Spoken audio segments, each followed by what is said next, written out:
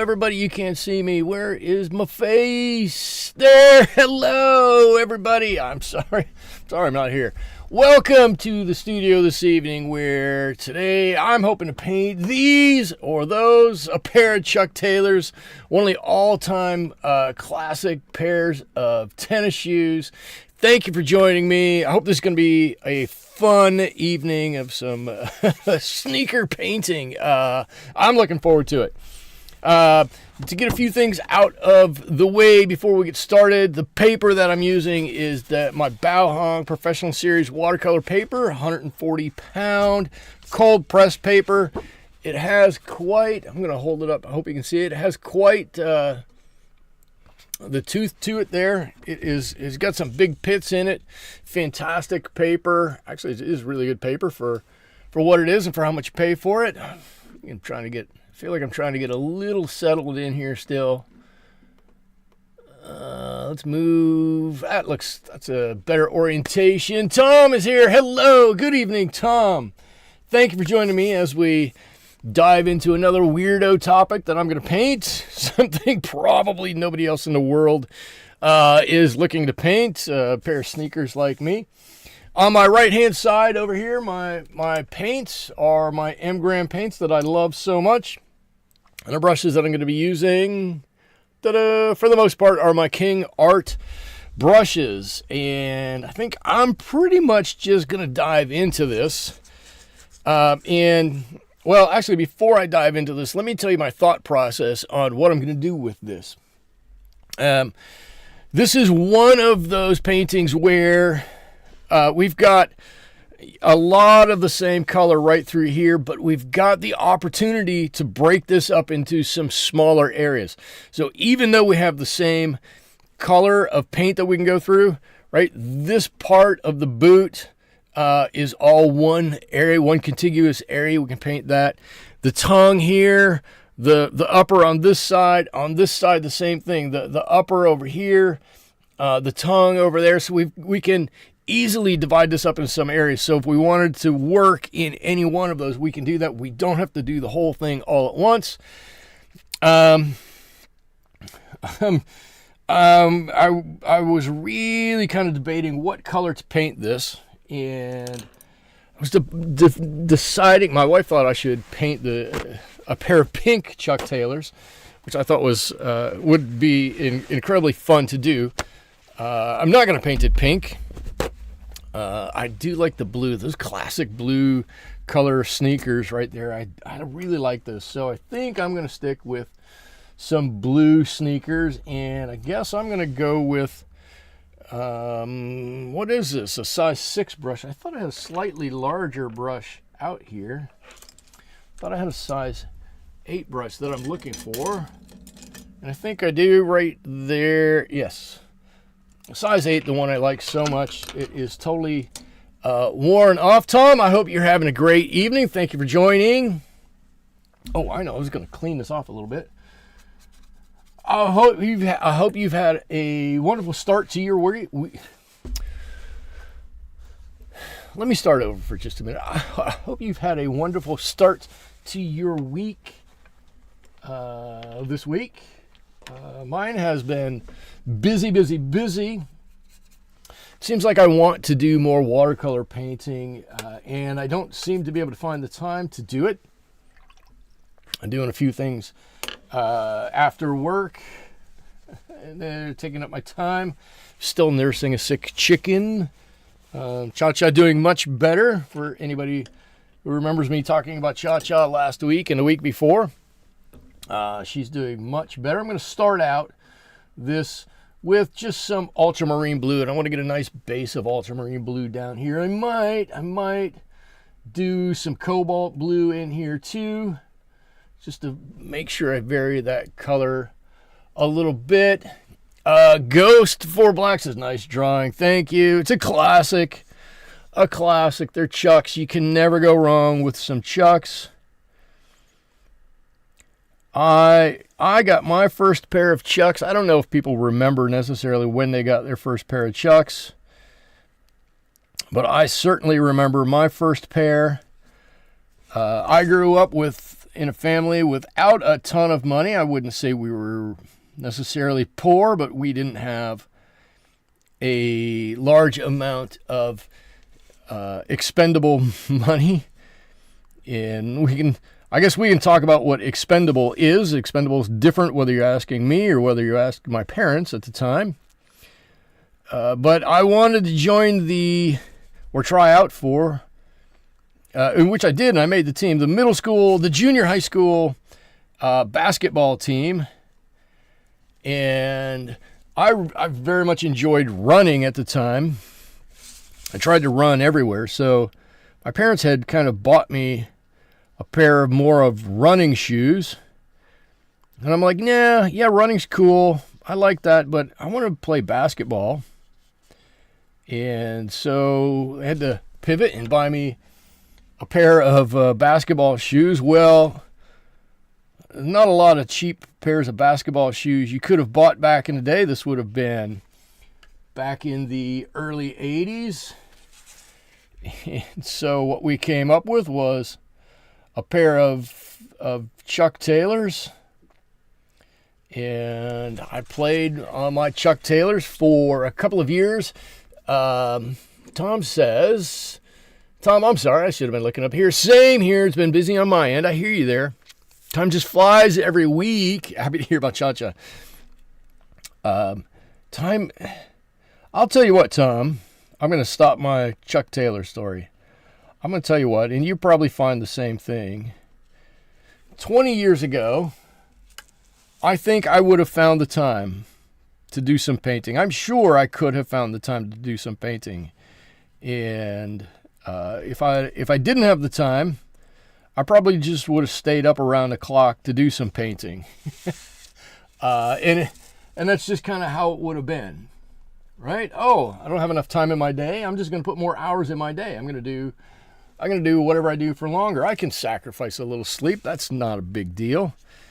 The older I get, the more I'm kind of like, yeah, I don't know that I want to sacrifice my sleep. I like my sleep. If I don't get my sleep, I'm extremely tired in the morning. And probably a little cranky. And probably know better than to be tired and cranky when I go to work. I want to be to work in a good mood. I want people to want to be around me. So I try to be in a good mood and awake and ready for the work day. So let's see what. Oh, I got to go all the way over here. So, what am I trying to say? So I get my sleep at night, which probably is what is taking away from some of my painting time. I substitute some of that painting time for a little bit of restful time. I guess maybe that's the way to say it.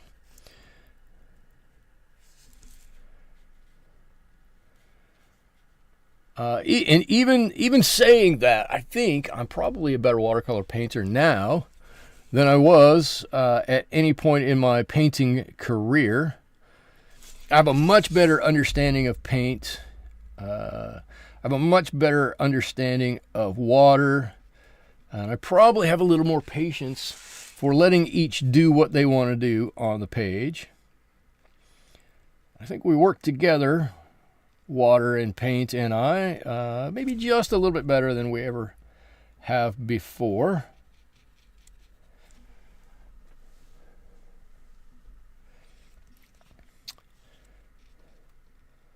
But other than that, I had a wonderful day at work this week so far. Met some very nice people. Accomplished a few tasks. All in all, a good work week so far. A good start to the week, I guess I should say. And I've got some big plans for the weekend. I've got some big plans. They're not really big plans, but it's gonna be a fun weekend. Tom, I see what you're saying there. I'm the same. I like to try to get a decent amount at night, but I'm an early riser. I should probably take 10 to 20 minutes to practice before I get going in the morning. Yeah. So let me ask you a question, Tom. Have you always been an early riser? I've kind of always been an early riser. And that's whether I get sleep or whether I don't get sleep. And I blame that, I put the blame for that squarely on my mother, and she will gladly accept the blame for it, I am certain. Growing up, other kids were allowed to sleep in on Saturday morning, right? I got up at 6 a.m. for school every day. That gave me plenty of time to get up, do a couple of chores, get in the shower, have a good breakfast. You know, all those early morning things that you're supposed to do early in the morning before you go to school. My mother would get me up and I'd make sure I get all of those done. It didn't matter what day of the week it was. Saturday and Sunday, I got up at 6 a.m. just the same. Like I said, my family was very adamant about being up early, and that kind of followed me into life. So when I was in college and everybody else was sleeping in on a Saturday morning, that gave me the opportunity to get up and get out and do some homework if I wanted to, or go for a run, or just watch the cartoons I wanted to. Sometimes that's a good thing. But there was a lot of time when it was me, just by me, and waiting for hours for my roommates to wake up before we could get on with doing things. It just kind of stayed with me. I remember, I'm gonna do a little storytelling here. I remember my first job out of college. I was allowed to set my own schedule. Right? I worked at a glass manufacturer. I was allowed to set my own schedule on when I wanted to work. Well, at the time, I really wanted to play a lot of golf. So I didn't work 8 to 5. I worked 5:30 to 2:30. Talk about being a glutton for punishment. Yeah, unfortunately, I've always been that way. Okay, occasionally I wish I could sleep in. I feel for you. I wish I could sleep in too. People who sleep in, I don't get it. I just, more power to you. That's one thing I've never been able to do. Saturday morning, it's up with the sun and on to do whatever you're doing, and there's not a there's not a whole lot of hanging around and getting up at noon and then ruining the day that you didn't get up earlier. I don't care if you stay up until, or if I stay up until, 1 or 2 o'clock in the morning. My body's just going to go, yeah, that whole stay up thing, I'm going to get you up anyways. I think you need to be up. Oh, you do. Thank you. That's nice of you to wake me up that early.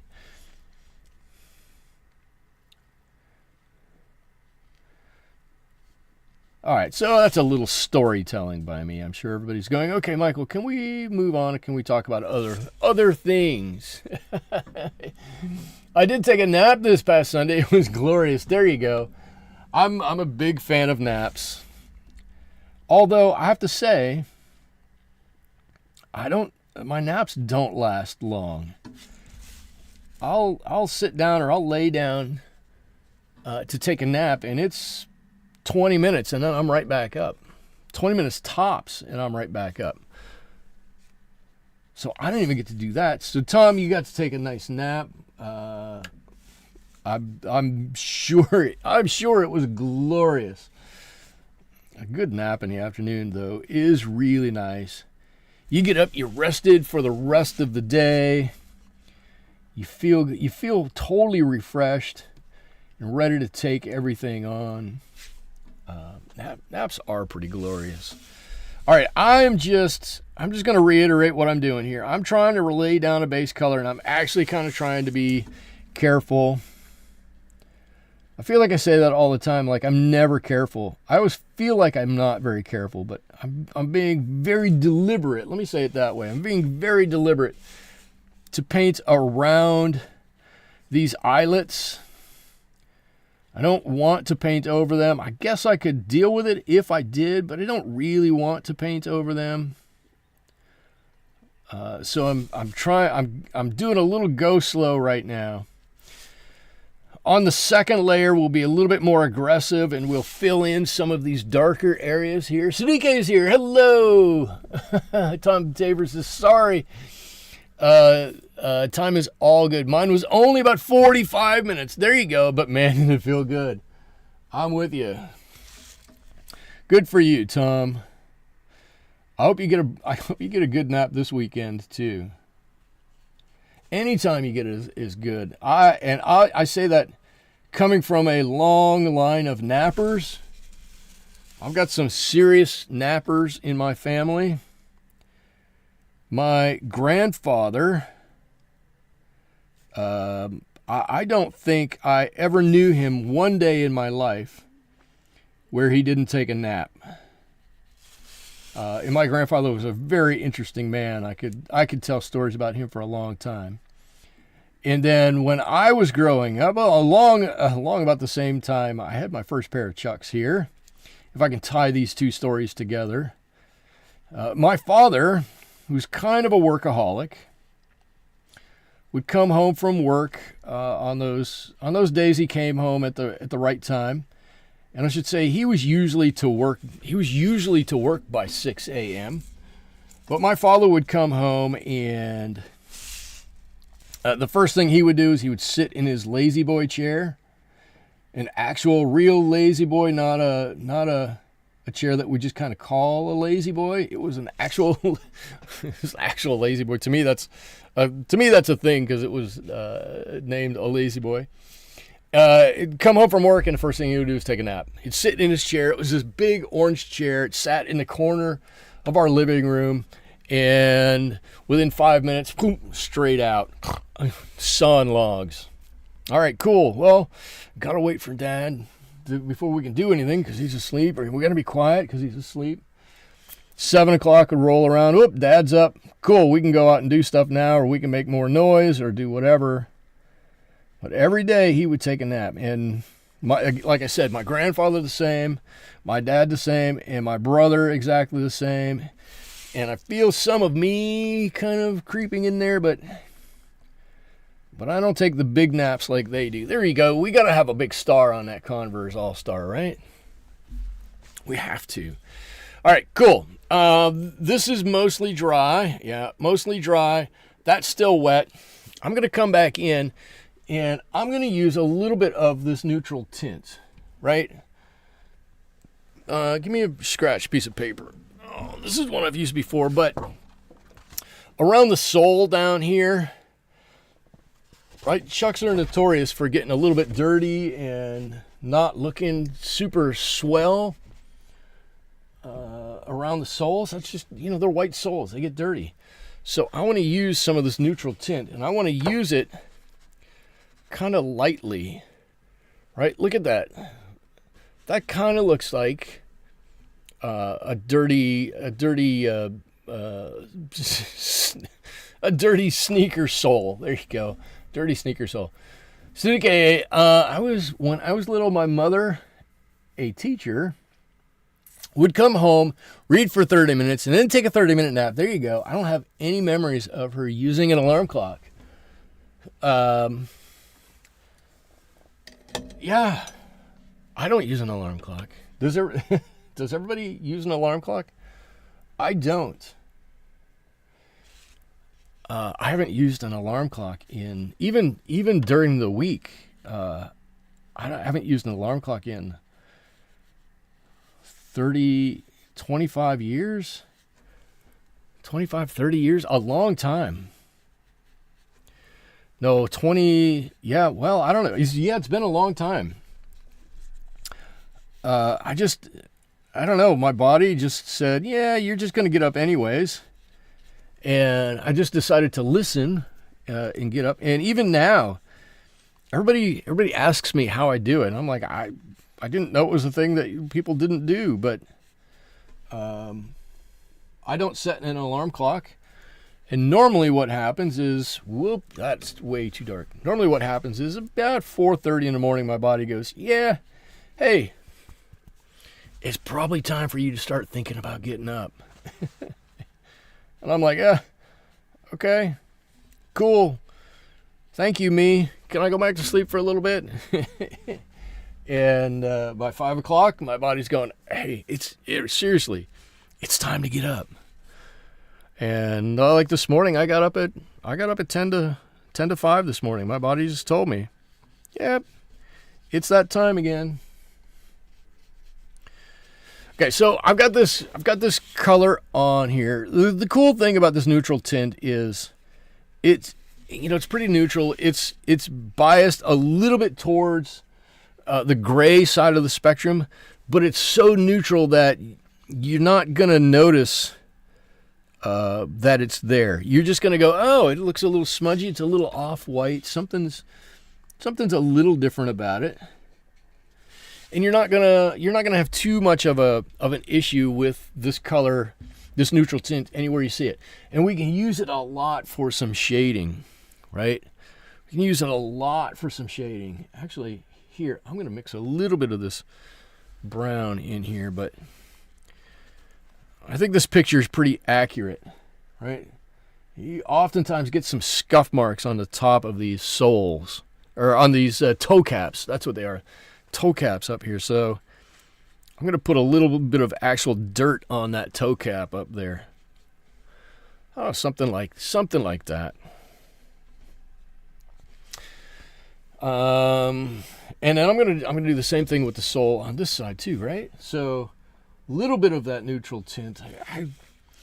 I got to say, I didn't want to use neutral tint. I didn't want to like neutral tint. And I blame it all on Tim Wilmot. If anybody watches Tim Wilmot's channel, Tim's a little slow in developing his paintings sometimes, but he always turns up with something that's really nice. I very much enjoy watching his channel. I don't do it nearly as much as I used to, but it is quite nice, and it's relaxing. He has a very calm demeanor and a slow drawl when he talks about things, and he always uses neutral tint, or almost always uses neutral tint. He got me onto it, and now I love it. Leslie says, only if I have to be up extra early while I set a morning alarm. Okay, Leslie, what time do you normally get up? What time do you normally get up in the morning?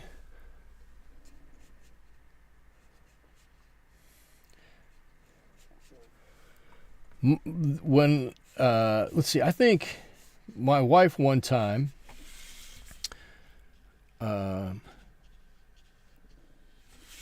was like, we were going to go away somewhere on a trip, and I was worried I wouldn't get up. And I was like, no, I want to make sure, I want to set an alarm. You know, one of these things, we want to make sure we don't miss a train or a plane or something like that. And we need to set this alarm. My wife was like, nah, I'll just wake up.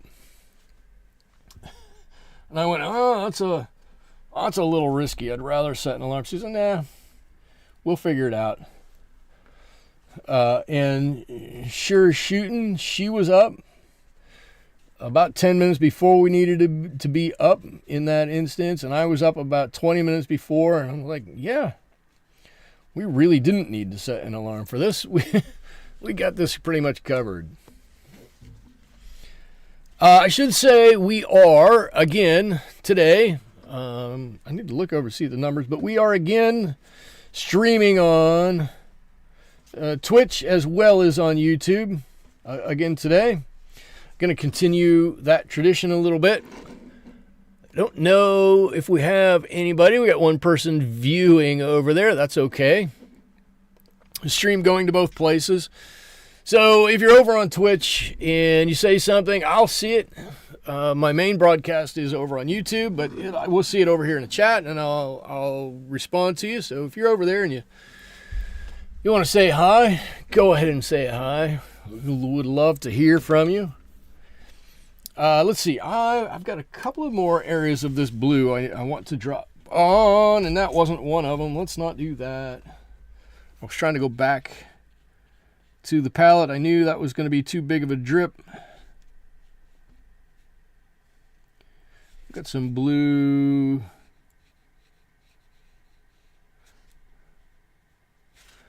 Kind of like that. Oh, look, I got blue all the way in here. I didn't mean to do that. That's okay. We can just take that out.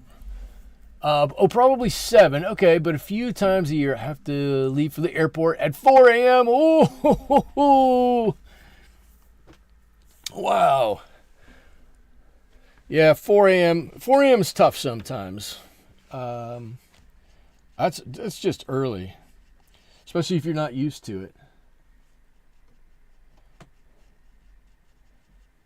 I got just a little spot there I want to cover up. I don't like having a little spot there. I guess it's a sneaker, though. I guess, you know what? It's probably not going to matter that much. All right, cool. So we've got the outside of these speakers. Natalie's here. Hello. Hello. Hello. So now this lighter area is going to be the lightest of everything that's on here. Everything we put on from here on out can be darker. And we're gonna see what darker means. Right, here's the color right here that we're using. And if I take my blue and what am I going to add to my blue? Let's add a little bit of sepia. Let's see what this does. I like sepia. It darks it down. It grays it down. The blue and the brown, the ultramarine and the sepia together kind of gray things down a little bit. I'm thinking a little bit of a grayer color might be better for sneakers, right? They're a little older. They're a little bit more worn. Yeah, that's just my thought. That we can make this look like it's this sneaker's been around a little bit. Still holding in there. This Chuck is holding up its own. Doing a good job, but yeah, maybe. It's seen a few better days. So I'm gonna revert to type, right? Previous videos, you've seen me put color in a larger area and then maybe manipulate it a little bit while it's still wet, which is a kind of a cool way to do it. I'm probably not going to do a whole lot of that tonight, although I don't want to say I'm not going to do any of it, but what I want to do is put some of this color on and then blend it out. I love blending colors. I think I'm pretty good at it. So this is kind of how I'm gonna do this. I'm just gonna blend it out till I get a shape or a shadow that I like.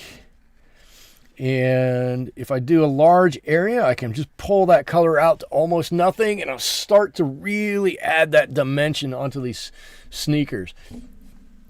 Let's see. Natalie says, my dad bought a pair of Converse when he was in high school in about 1960. There you go. He wore them forever working in his garden. They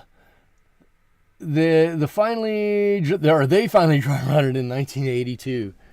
1982, that might be about the time I got my first pair of Chucks. And I was telling the story earlier. To play on my junior high school basketball team. And that was just before I know I had a pair of Converse, a second pair of Converse after my Chucks, because I liked my Chucks so much. Because I got the Julius Erving shoe, right? The same ones he wore. They looked like the ones he wore. Back in the day, if anybody remembers Julius Erving, pre Michael Jordan. I've never had a pair of Jordans.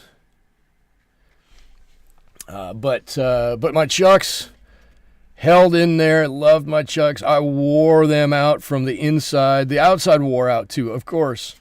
Running up and down and playing basketball. And all I did was wear them for basketball. Nothing else. Dwayne is here. Hello, Dwayne.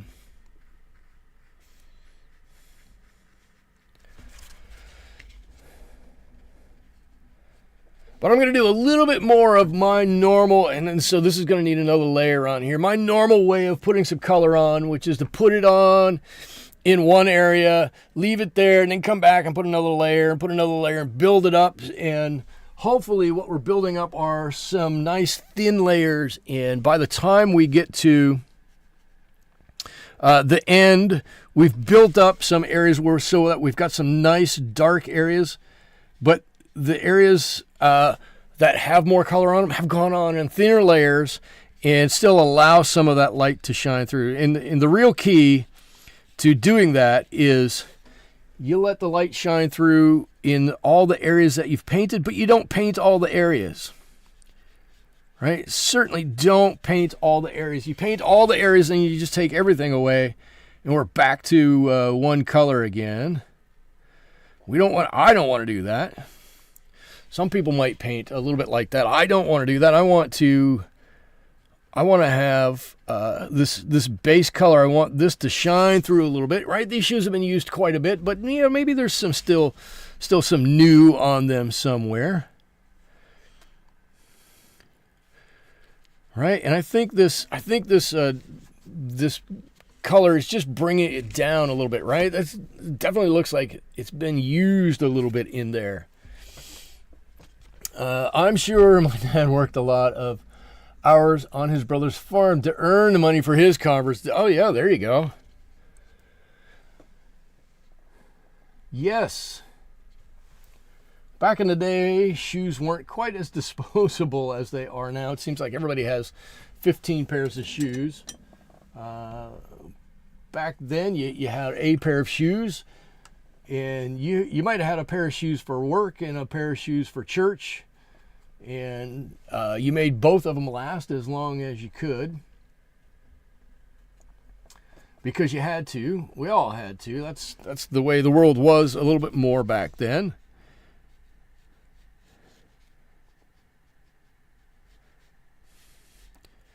And off we went and doing things, and it was all good.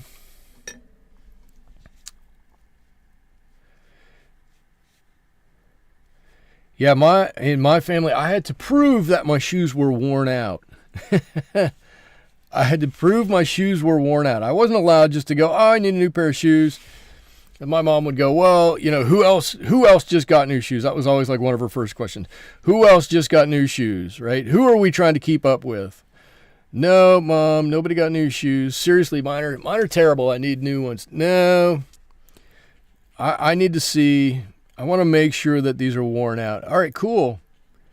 Okay, Mom, look, I'm trying to run in these, and literally the soles are falling off.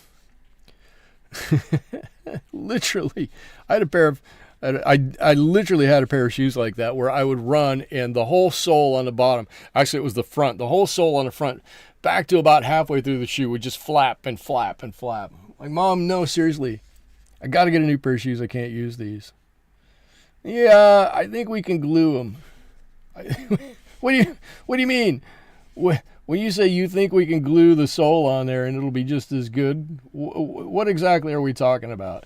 Did anybody ever glue a sole back on your shoes? And I remember using a lot of shoe goo. I believe it was called shoe goo. And it was a liquid rubber that you would put on the soles of your shoe to make them last longer. So if you had a wear spot on your shoe, you'd put some shoe goo on there, and it would fill in all of the where it was worn and everything like that, and make it seem like a new pair of shoes again. Is that just me, or is anybody else do that? I had those shoes probably too. Dwayne says, heck yeah, everybody had Chucks. It was a way of life. It was totally a way of life.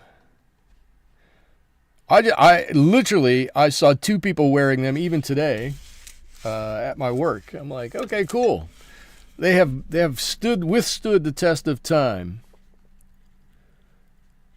They might not be the most fashionable, but if you wear them, people are going to notice them and give a little respect for the Chucks. People still like them. And like I said, what's not to like, right? They're cool shoes. Once upon a time, shoes were made to be repaired. Yeah, that is once upon a time. Once upon a long time ago. We don't make too much to repair anymore, anywhere, for anything we do. So I want to say thank you to everybody for coming this evening. We just want to say I've had a pretty good week this week so far. Things are going well for me. A Cha-Cha, I'll give everybody a Cha-Cha update. We got Cha-Cha some medicine, and she's responding to it. She's doing better. See, it always seems so funny to give the chicken report. But she spent a good... Dwayne, your daughter has several pairs. I like your daughter. She's got good taste. Cha-Cha spent several days not doing a whole lot. Sitting down. Generally, it looked to be feeling uncomfortable. Not enjoying her time. But the medicine that we have given her seemed to work. And she's on the mend and doing better. And we are all super happy about that. She not only has been getting up more, walking around.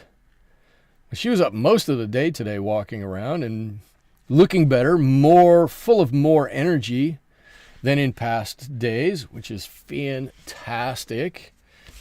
But she's eating everything again and back to herself. The only strange thing that has happened is that her status in the flock, I almost said in the herd, in the flock has seemed to have gone down a little bit. So before, I would have to say she was probably like the number 3 bird, right? And take that for what it's worth. It's my own personal chicken rating system. But I'm watching to see who's pecking who and who takes first crack at food when you put it down and whatnot. So I would say she was probably 3rd in line to the throne, or whatever. And now she seems to have tumbled, being sick, somewhere down towards the bottom. But I suspect she'll be back up towards the top soon. Did you cave and take Cha-Cha to the vet? I did not. I did not. So my wife kept saying, no, she looks terrible. She's sick. She's dying. We need to take her to the vet. And I kept saying, I don't think she looks quite as bad as you think she looks. And my wife went, well, I think she has this, and I think she has that. And I looked a number of these things up. So my wife thought she had, I'm going to say a few terms here, a few chicken terms. Thought she had vent gleet. I thought she might have a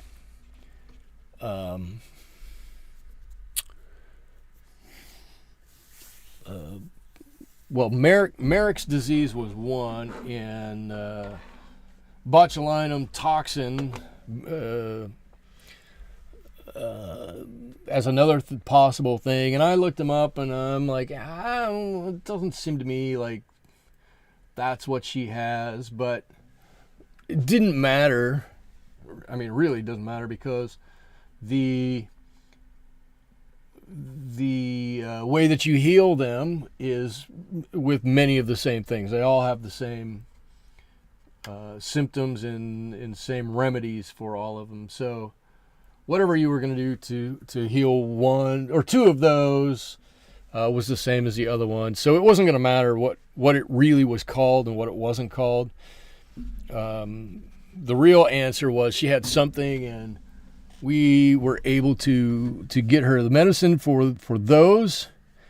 And it took a few days, right through the weekend. She was not doing well. I know my wife was convinced she's dying and she's not going to make it through the weekend, and we need to take her to the vet right now. And could we have taken her? Absolutely. Do I think the vet would have done much? Absolutely not. Would it have hurt? No. But I think in the end, I fell back upon the old homesteading rules of trying to do as much as we can ourselves and not having to go into town. Or first of all, we'd have to find a chicken doctor. That sounds like a really funny thing to say, but you can't take your chicken to a normal vet. A normal vet has no idea what to do with your chicken, so we would have had to find a poultry veterinarian. I don't have any idea where one of those would be. But Cha-Cha did all of the healing on her own and came through in flying colors, so we're going to go with that. We're going to go with the fact that Cha-Cha was pretty awesome and did most of the work on her own. We helped her along with a little bit, but I can give her all of the credit for the healing. And she's I'm not going to say she's totally back to normal now, but she's doing much, much better. All right, so I guess I'm kind of on round number 2 or 3. I guess I'm on layer number 3 here on at least part of this, and this is where I can really start to add a little bit to this part of the shoe anyways. Can add a little bit to whichever part of the shoe we really want to make dark. Right down in this corner is pretty dark. Now I drew in, I think you can see them. I drew in the stitching lines. I'm not sure how I'm going to do the stitching lines. I might sheet and get a colored pencil and draw those in, or I might just put in put a dark line, a black line in there to denote it, or I might just take a blue and put a single line in here somewhere. I don't know.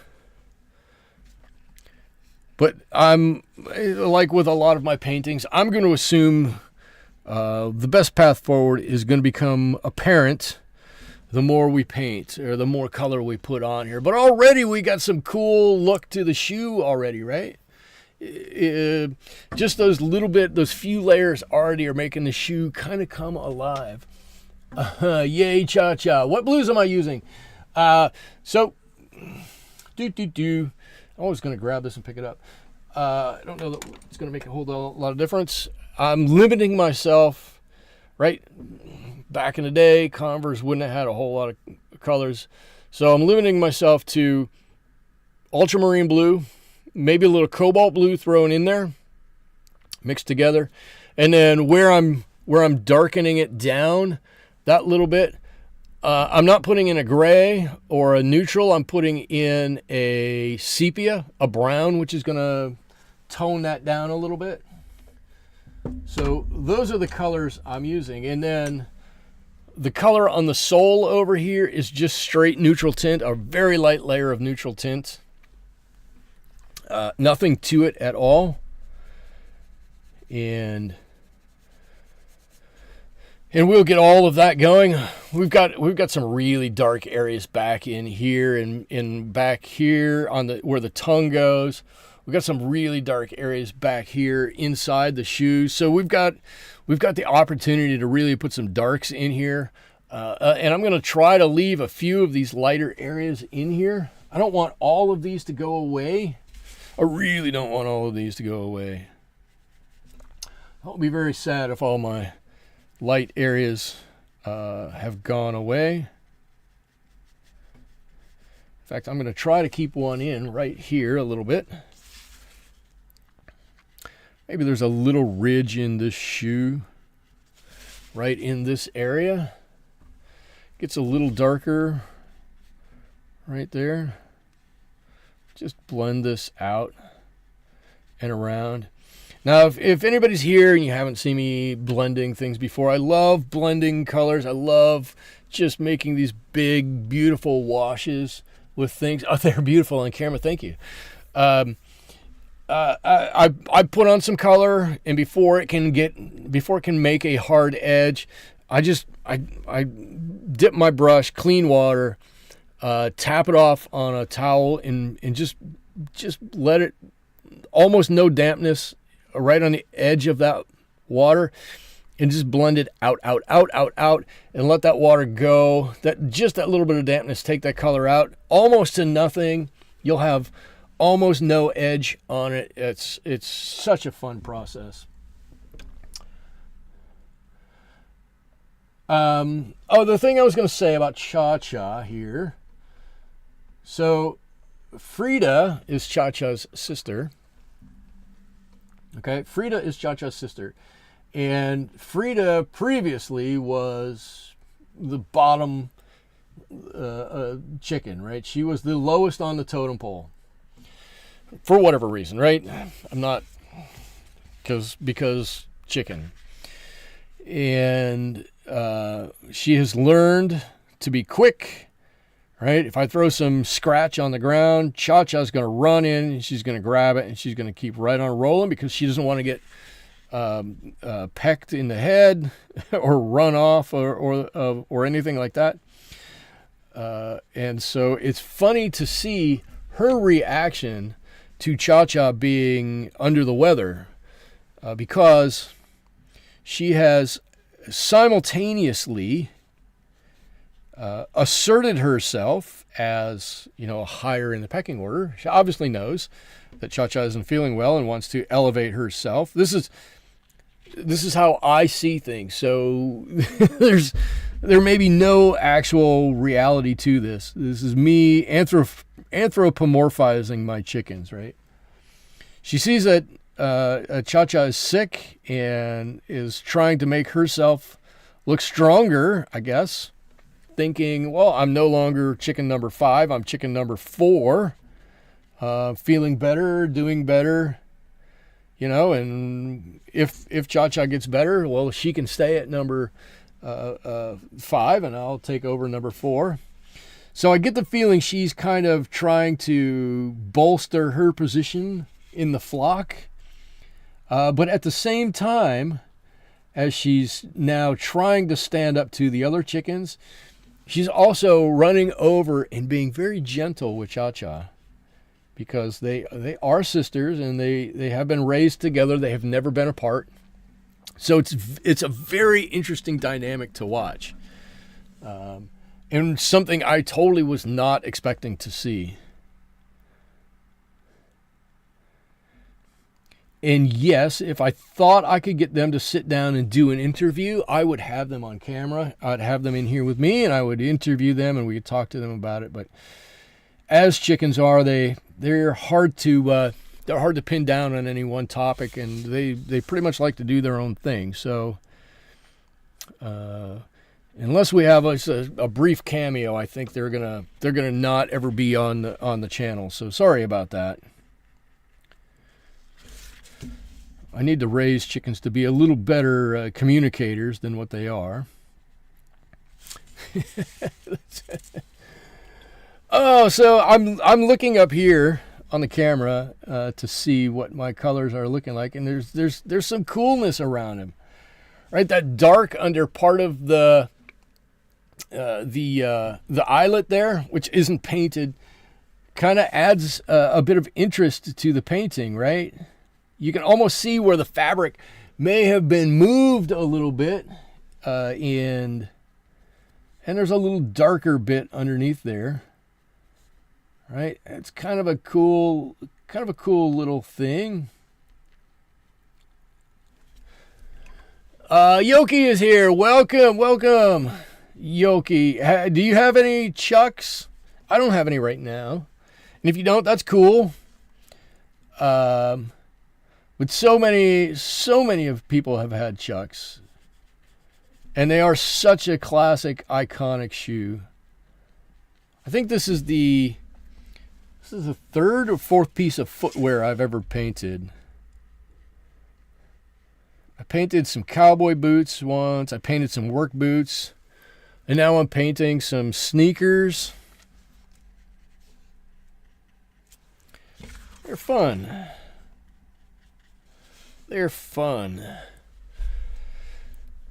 Everybody says, welcome back, Yoki. Uh-oh, I lost the sneaker. Or I lost the flip-flop underneath. All right, let's see. Now, what I want to do, how do I want to do this? I got to think what I want to do. I want to, give me my neutral tint here and give me a smaller brush. I'm going to drop down to a size 4. A size 4 in this brush. Whatever a size 4 in this brush is. And while these uppers are drying a little bit, I'm going to just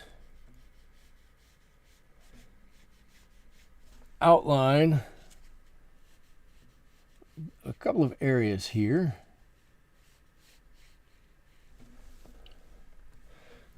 And let me spread some of that color around. Now I have a pencil line where this bit is glued on, but I don't want to rely on that pencil line to really set this apart. Let me do this.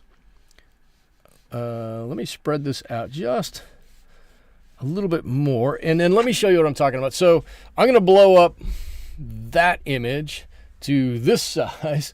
So look at right here, right? I don't know what that is. Some kind of a toe guard or something like that.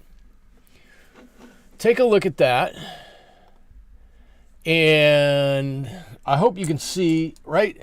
It's stuck on top of everything else. I want to make sure that sticks out a little bit. We can make it dirty, or we can put some texture on it. We can do a lot with it, but I want to make sure everybody can see that when they look at this painting. Right? Because that's one of the cool things about chucks, if you've ever had them, is they have, and I don't know what this is called. I'm sure it's just there to prevent some excessive wear on the soles of these shoes. But what the name of it is, I have no clue at all. Oh man, I just dropped some water right in the middle there. I don't want to do that. Gonna get a big run there. That's okay. It's all right. These are some old Chucks. Maybe they've maybe got a spot of bleach on them or something like that. Yoki, you don't have any Chucks right now, but you used to own them. All right. Same as me. I don't currently have any. And I probably need some Chucks in my life at some point. I probably do need some Chucks in my life at some point. I don't know if everybody knows. I grew up in Ohio. That's not a secret or anything like that. I grew up in Ohio. I went to Ohio State. You've probably seen me with an Ohio State hat on or something like that. Well, Converse put out their own Ohio State branded Chuck Taylor shoe. And I was like, cool. I saw it and I was like, that's cool. I'm gonna get a pair of those. And I looked at them and they were like $140. And I was like, whoa, who is buying those for $140? I'm sure they sold a gazillion of them, but not to me. I can't imagine who would buy them for that much. But phew, so be it. Somebody bought them. I have no doubt. All right, I'm going to take my next tray over here. I'm going to put some of our blue color in it, and I'm going to mix in some neutral tint with it. It's got a little bit of brown in there. That's fine. I want to get a slightly colder color. Why would I do that if I want a colder color? I want a slightly darker color. If I want a colder color, why don't I put some this Payne's gray in it? Anyways, you're seeing what I'm mixing up here. What I'm hoping to get is some color that's going to go in here for some shadows, right? That tongue comes all the way down to the bottom down here. But if you look at the reference photo, or if you want me to put it up there again, I'm happy to do that. It's pretty dark in there. I don't want to stray a whole lot from our base color here, but I do want to make sure it gets darker in there. So what I want to do, trivia time. What Muppet loved chickens? Oh, well, come on, Dwayne. That's an easy one. That's an easy one. I'll let it go. If anybody out there in chat wants to, Natalie got it already. Yep, Gonzo. Gonzo loved chickens. He did.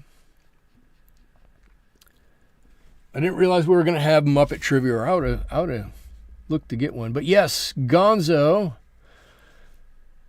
And I'm not sure why Gonzo liked his chickens so much, but he certainly did like his chickens. And the Muppet Show is back now. Did everybody see that? I can't imagine it's as good. I say that completely knowing that probably makes me sound like a get off my lawn kind of a person. Well, back in my day, the Muppet Show was so much better. It makes me sound terrible, I'm sure. But remakes, come on, remakes aren't necessarily always as good. We all know that.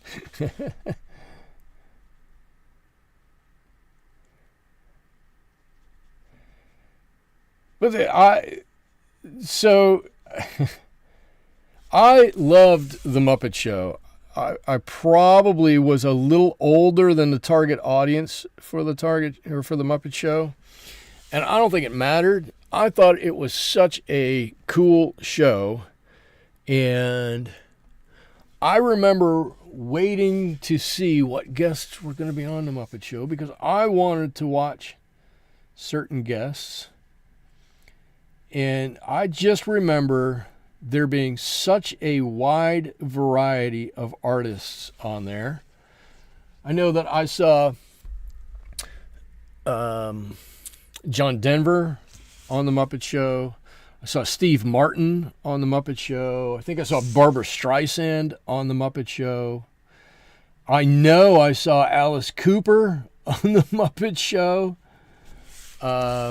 Just so many different people that were ever on there.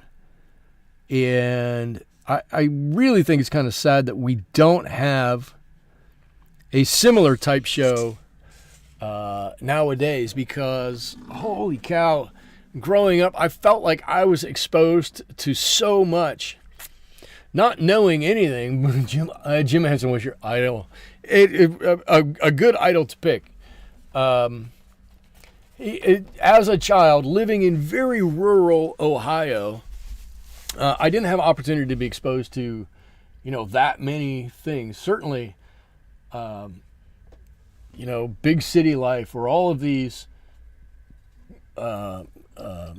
performers or actors or anything like that, all seemed like a billion miles away from anything I ever knew.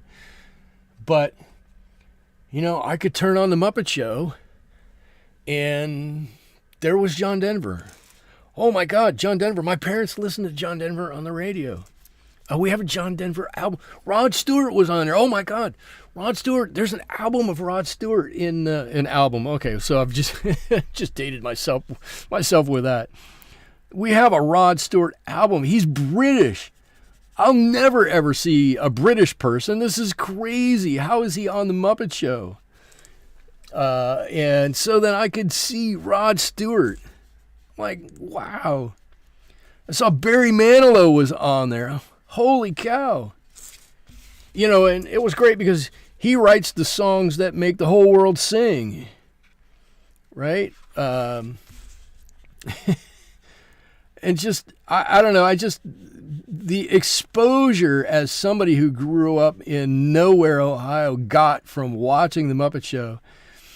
And I understand it wasn't this whole worldly thing by any stretch, right? I'm never going to be this cosmopolitan person by watching it, but it affected me. It stuck with me for so long, and what a great concept and thing. And Dwayne, you feel the same way, right? Absolutely amazing. Absolutely. And I don't know when I grew out of it, but I will have to say that probably was a very sad day looking back when I stopped watching it.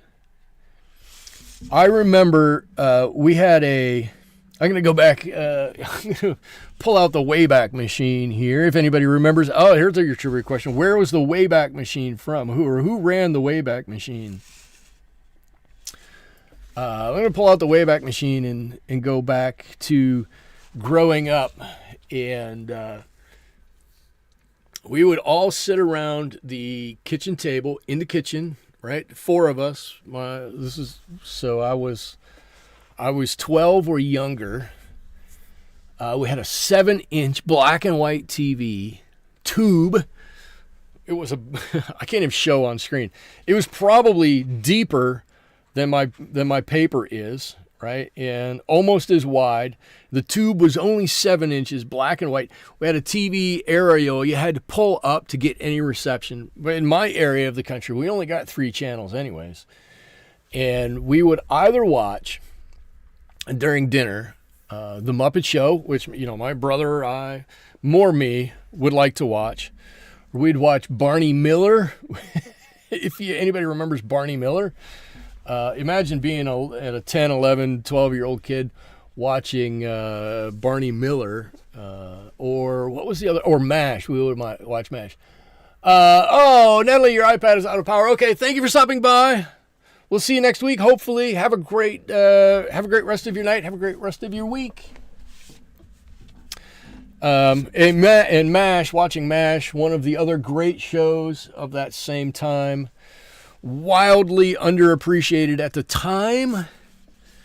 I say that knowing it won a bazillion awards. I just think it was even better than the awards it won. And certainly people look back at now and go, holy cow, what a groundbreaking show that really was. And it was completely groundbreaking. So if the TV was on during dinner time, that's what we watched. The Muppet Show, Barney Miller. It's a terrible show to watch, let a kid watch. Or what was the other one I said? God, this all of a sudden I've got all these memories flooding back into my head. Some good, some even good. Alan Alda was a gem. He was a MASH. MASH was great. MASH was fantastic. Did anybody or did everybody like the ending? I have a very strong opinion about the ending of MASH. I will admit to not being a huge fan of the ending of MASH, but understanding why they ended it that way. It was like the first go around of it was who shot JR before JR got shot. Right? It was just before they got into these big Hollywood endings and had to talk about what was going on with it. And then, of course, that I believe that was a direct descendant to The Sopranos, not the show, but The Sopranos and their big ending and so many other show endings since then.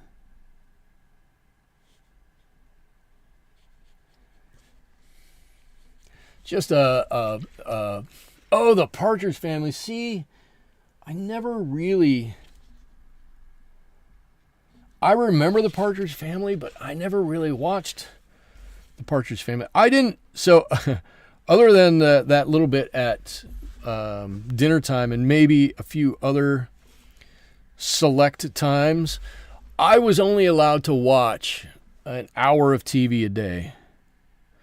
My mom was really kind of rigorous about not letting my brother and I watch too much TV. She was a little overzealous about that. So shows like The Partridge Family, I didn't have a direct connection to, and so I didn't really get into them, and there was not really going to be an opportunity for me to get into them because I didn't have the opportunity to, I wasn't watching TV enough to really get into them. But I do remember Ahmad Jamal did what I consider the best rendition of the theme from MASH. I still have the LP and CD. Wow. I love the MASH theme. What? Okay, so here's the next trivia question. Does anybody know what the name of the song that is the theme to MASH is? And yes, I do know. So I will sit as judge and adjudicator. Not that there's anything to adjudicate. It's just a simple question.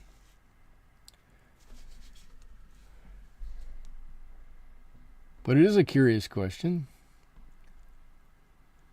And I believe that theme song won like a bazillion Academy Awards or anything like that. Best TV theme and best whatever and best this and that. This, that, and whatever.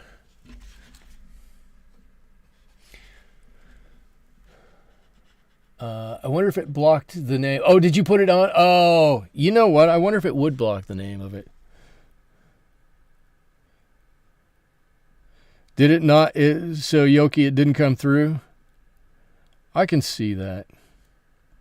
So I believe, YouTube, this is just the naming of a song here. Don't kill me. Don't block my channel. I believe the name of the song was Suicide is Painless.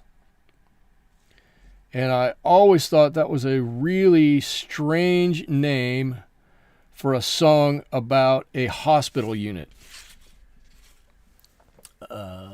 Suicide is dangerous, you said. I thought it was Suicide is Painless. Oh, so we have a discrepancy here. Somebody's going to have to look it up. Somebody's going to have to do a little lookup for us.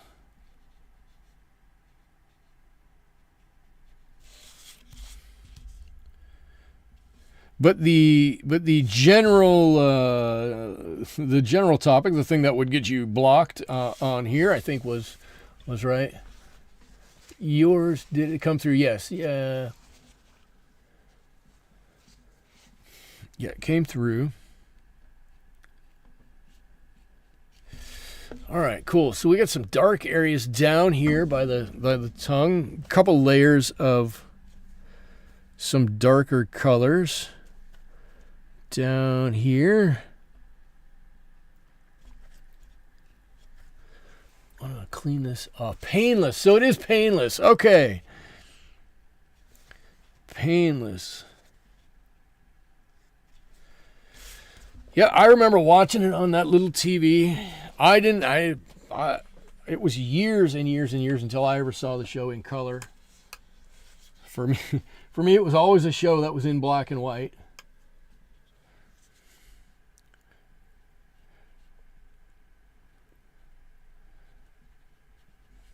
And I also learned from MASH that Frank Burns eats worms. You know, I think that's a thing everybody learns. Again, what were my parents thinking? That's not a show you let a 12-year-old watch.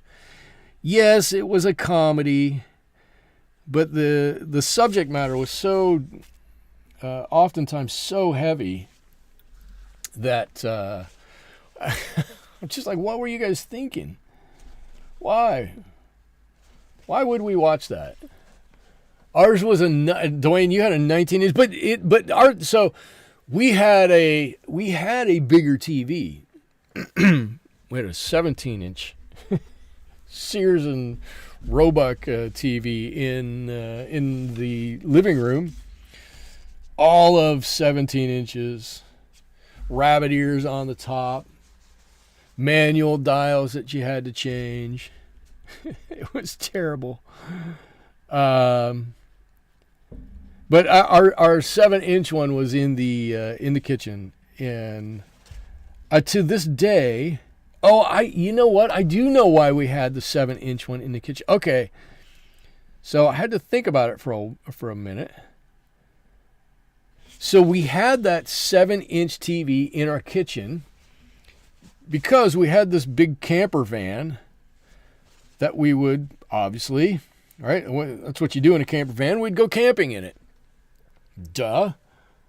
That's a very insightful, Michael. You went camping in a camper van. Anyways, and so, back in the day, I guess like now, there's not too much difference, I guess. You might go camping and want to watch TV. So you took your TV, and that was the TV that would normally be in our camper van, but when we weren't camping, it was in the kitchen. Why did we do that?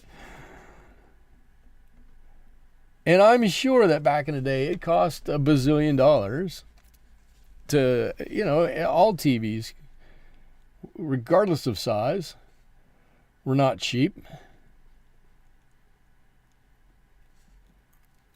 I don't even remember. I remember it being in the camper.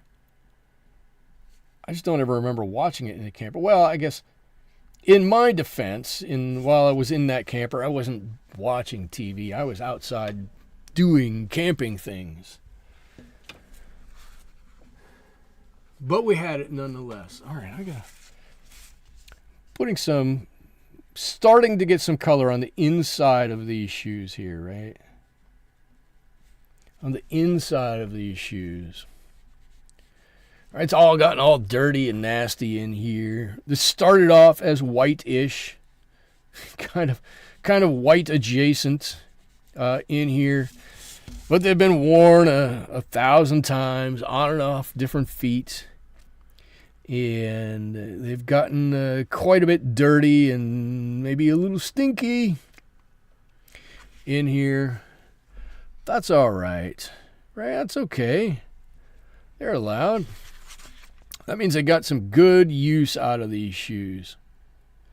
So I feel like I'm just telling stories and painting along and doing whatever. Do you guys want me to tell you exactly what I'm doing with all these? Or are you kind of following along? I don't think I'm doing anything that anybody hasn't seen before. This is just a little bit of neutral tint that I'm using. And what I'm doing, I guess I should say, let me tell you what I'm doing. I'm looking at these areas that don't have any paint on them quite yet, or these areas where there is a layer. Like here, and I'm going, what do I need to make this darker or heavier? What do I need to put that into shadow? Same thing over here, up the tongue. What do I need to put these in shadow areas? And I'm just starting the process up here. I can put a little bit of blue in here. Maybe there's a little bit of reflected light. I'm totally fine with that. But this area is inside this sneaker, and it should stay dark in there to some extent, right? It should stay dark in there. Once you start looking inside that shoe, you lose light pretty quickly. Pretty quickly. Yeah, there you go. So, but all in all, right? I'm liking some of this shoe. I love the light area, the dark area. I love the dark areas over here. The shoes are looking good, or pretty good, I think. I like the way they're going. I need to have a much lighter bit of this neutral tint for these laces. These laces, again, started out nice and white. And maybe they got a little sweat on them and a little dirt, and they've turned a little gray over the days and weeks and months that the shoes have been in use. So we're going to allow them to turn a little gray, as well as the sole, right? They're not too much different than the color of the soles on these shoes. A little bit of color here and there. And our big test, like I just touched that. There we go. Our big test coming up is going to be to allow these laces to be gray and to not have them just as one big mass. So you've got to paint these laces on and then be able to differentiate.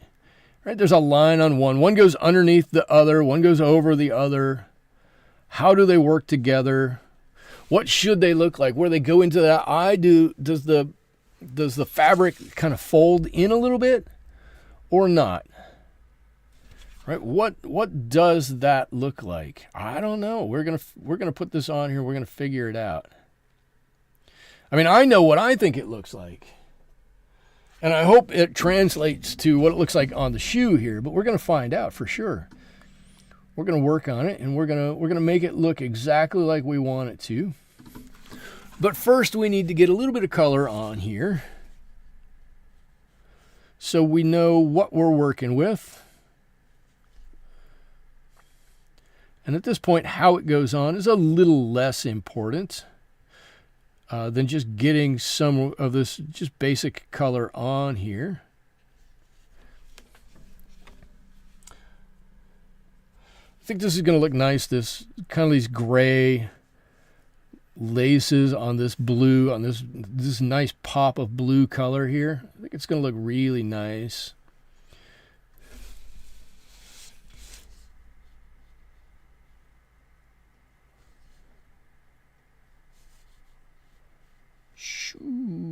Has anybody out there has anybody painted a shoe before?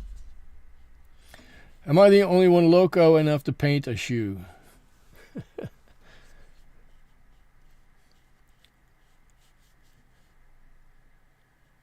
I guess I've even painted a shoe pastry before.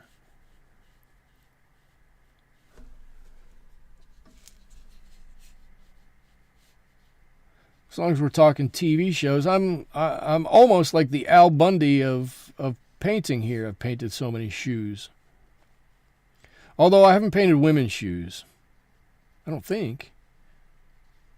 Just men's shoes. A little bit of color. And this is I don't know if I mentioned, this is just It's a straight neutral tint. That's all it is. I want you to be able to see these laces. It doesn't need to be a whole lot that's even special about them. We just need to get some color on them. Shoo, come on. And yes, it does. I painted 3 pairs of cowboy boots. Dwayne, there you go. Now we're talking. How did they come out? How did you like them? I think you showed me one. Didn't you show me one pair of them? I thought they turned out great.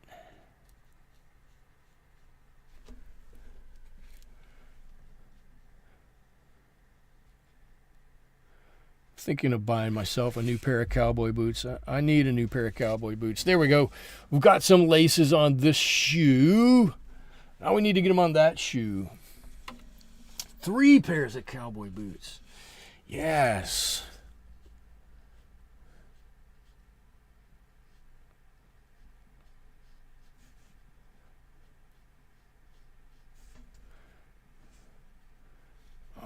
I like it. I like painting oddball things. Nobody knows that, ever having watched me paint before, that I like to paint oddball things. It's fun. It's fun. You don't always get...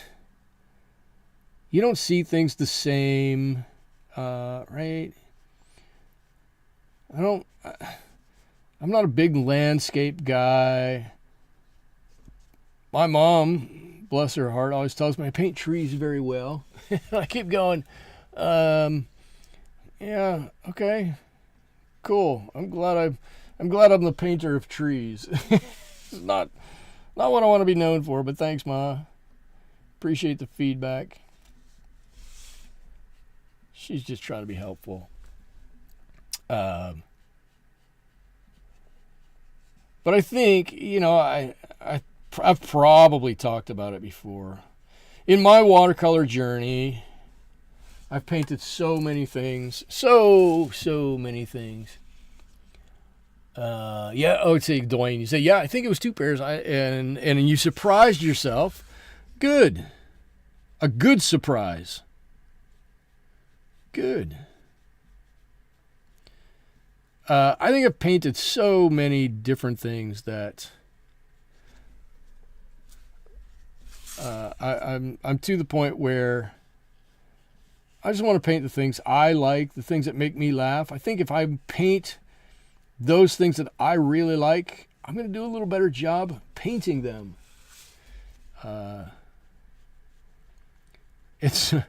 So that's why I like painting those mashups that I paint. That's why I like painting the aliens that I paint.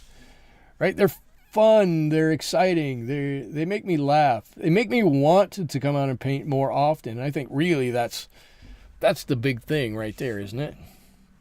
If it makes you want to come out and do something a little bit more, then you should do it. I'll throw all the other stuff by the wayside. If it's going to help you do things more. 2 boots upright, 1 leaning over and 1 laying down. All right. That sounds like a good composition. 2 boots upright, 1 leaning and 1 over on the ground. I like it. Give me just a second. I need to get something to drink here.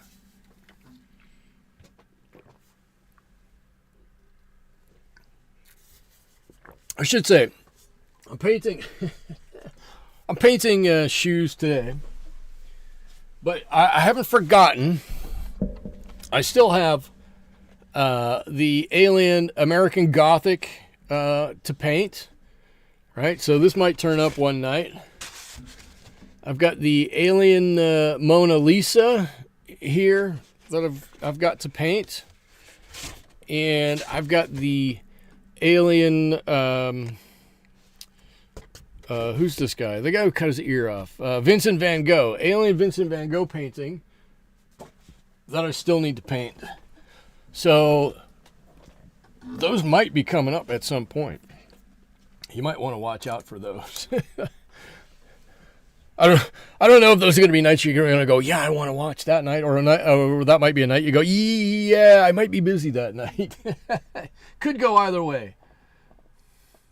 It's going to be fun, though. They're going to be fun when we paint those. Those are always fun. Things like that. I'm just checking to see what's dry. I'm gonna start putting in some color on my laces that are going to allow us to have a little depth on them. Don't need a lot of paint. I just need for it to be in the right spot. So look, that's the start. All of a sudden, so these are all basically the same. All of a sudden, I put a little color here. This is on top of that. I'm just going to work my way up. Doing that. That's on top. That's on top. Right? That goes underneath. A little blending. A little blending.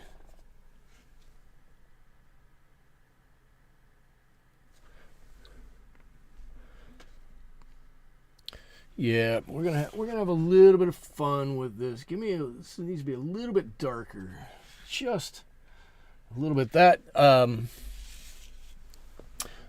you were gonna ask if I have any drawings ready to paint. So I've got yes, I do, and I've got a number that I need to finish too. So I need to do those. I'm probably going to do those on Twitch. I'll show you what I have coming up that are going to be somewhere. Hey. Hey.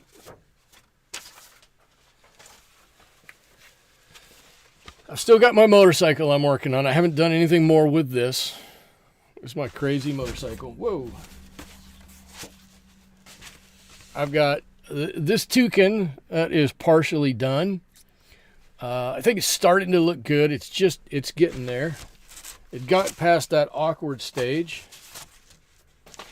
I got my friend's dog that I'm working on. It's getting there. Another few hours on this, and I think that'll be somewhere nice. I've got another commissioned painting of a dog that I'm working on. This one's gonna get there. It's got some work to do. Whoa! I've got this one that I still need to finish that I haven't finished. I love this painting. It's just that image of the truck with the feet on it. I think it's just absolutely cuckoo, and I love it. I've got this big bird's head. It needs a little, in my opinion, needs a little help, but it can get there. And then I've got a parrot. I don't know what I'm going to do with the parrot. The parrot might never make it. I'm not wild about the parrot. It might never make it. The parrot might just be done. So I've got a few things in the hopper. A few things that I need to get going on, because people are going to start asking questions about them sooner than later, and I want to be able to say, oh yeah, I've got that right here. Just let me get that for you.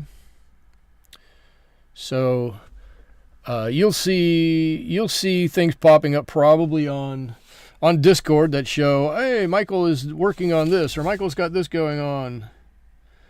They'll probably be on Twitch. I might do one or two here on YouTube. It'll probably be an off-standard one. Not on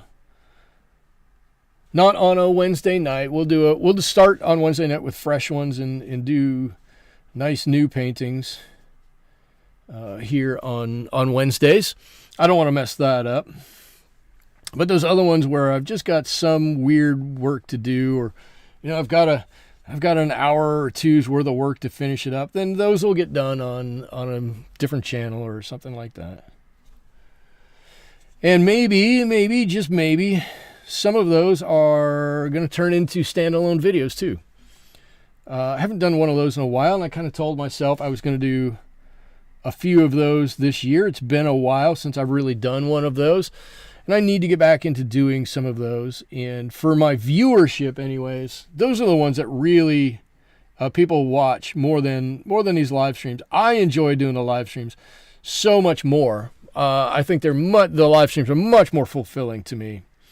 I like talking to you guys. I like having somebody there watching me as I'm painting. So many times you guys see things that I don't see, that I kind of just gloss over or totally neglect, and you guys catch it, and I'm like, oh, why didn't I see that? Or what was I looking at that made no sense to me, and or whatnot.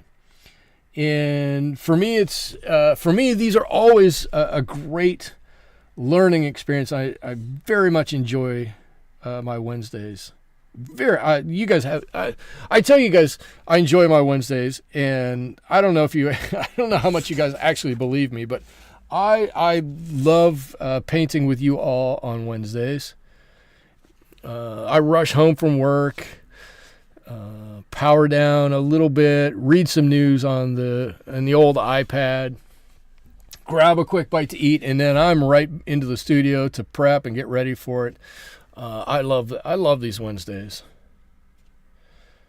The thing is, my wife knows I love these Wednesdays too, and she's always like, "You don't want to miss. You got to do it. You don't want to miss. You love painting." Yes. You know what? You are exactly right. So if you guys don't mind a few more alien paintings, which I think are absolutely hysterical, I'm probably going to do some on another Wednesday. I think they're hysterical. I think they're absolutely hysterical. And I've got probably 5 or 6 more alien paintings, alien images that I want to do as paintings. I had this whole idea. Of course, they start out as an idea, and then I talked to my friend ChatGPT to see if we can develop a working sketch for what I think they should look like, and that helps me with my drawing and whatnot.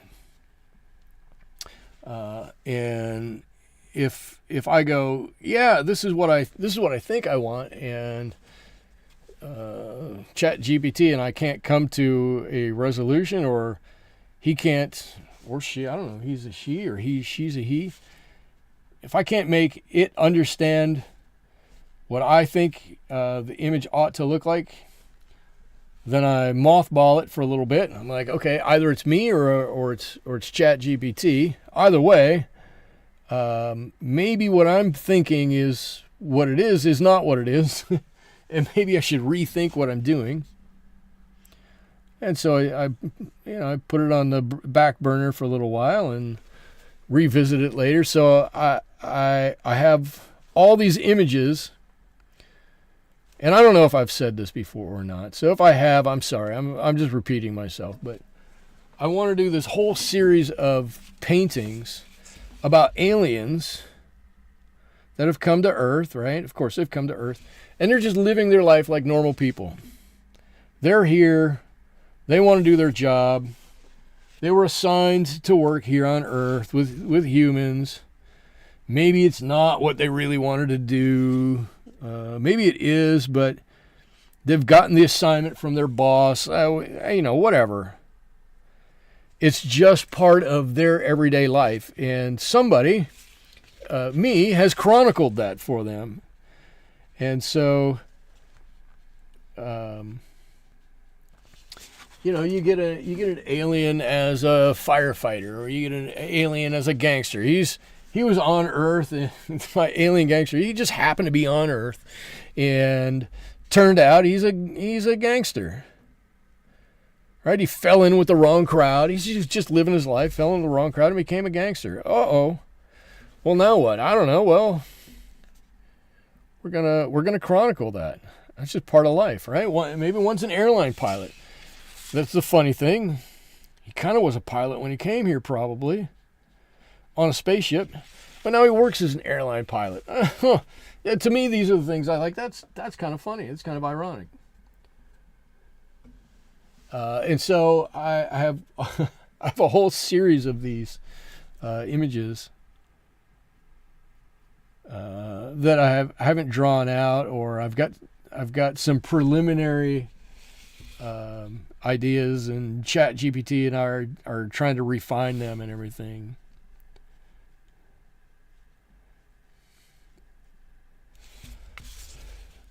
But that was my whole thought behind doing all of the classic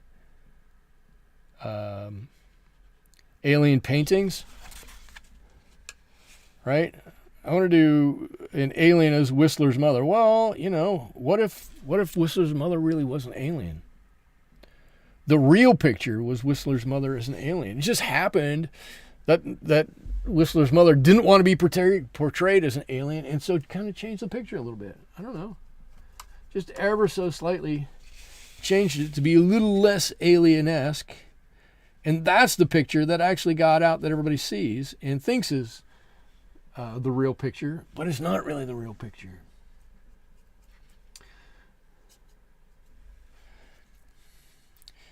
Yes, you guys can all say I'm losing my marbles, but I'm just trying to have some fun with the stuff I think up, and I paint, and I get ready to draw and whatnot. I'm just trying to have some fun with it. And it should be fun, right? It should be a laugh doing some of this. And if it's not a laugh, if it's not a hoot, if you're not having a great time while you're doing it, then you're probably doing something wrong. And might want to think about something else. Anyway, I'm putting a little black in here. Just a little straight black. I want the shoe bit area. That makes a lot of sense. The inside of the shoe, to be a different color than the laces that are on the outside. So I'm just dropping in a little bit of straight black here, and that's going to help designate the areas, make them slightly different from each other. Why black? I don't know. Why not? I've got so much blue in the picture already. I don't think we need to go blue. I'm not always a big fan. I do use it sometimes, but I'm not always the biggest fan of using blue in a shadow area. I don't know that it adds a whole lot of benefit sometimes. Sometimes it does. Sometimes it doesn't. But I think we drop that little black in there. It makes it just a little different look. It totally makes it stand out. And we can gain a little bit from that. Let's see. I'm going to put a little extra color on this heel. Right. I'm going to pull this out. Pull.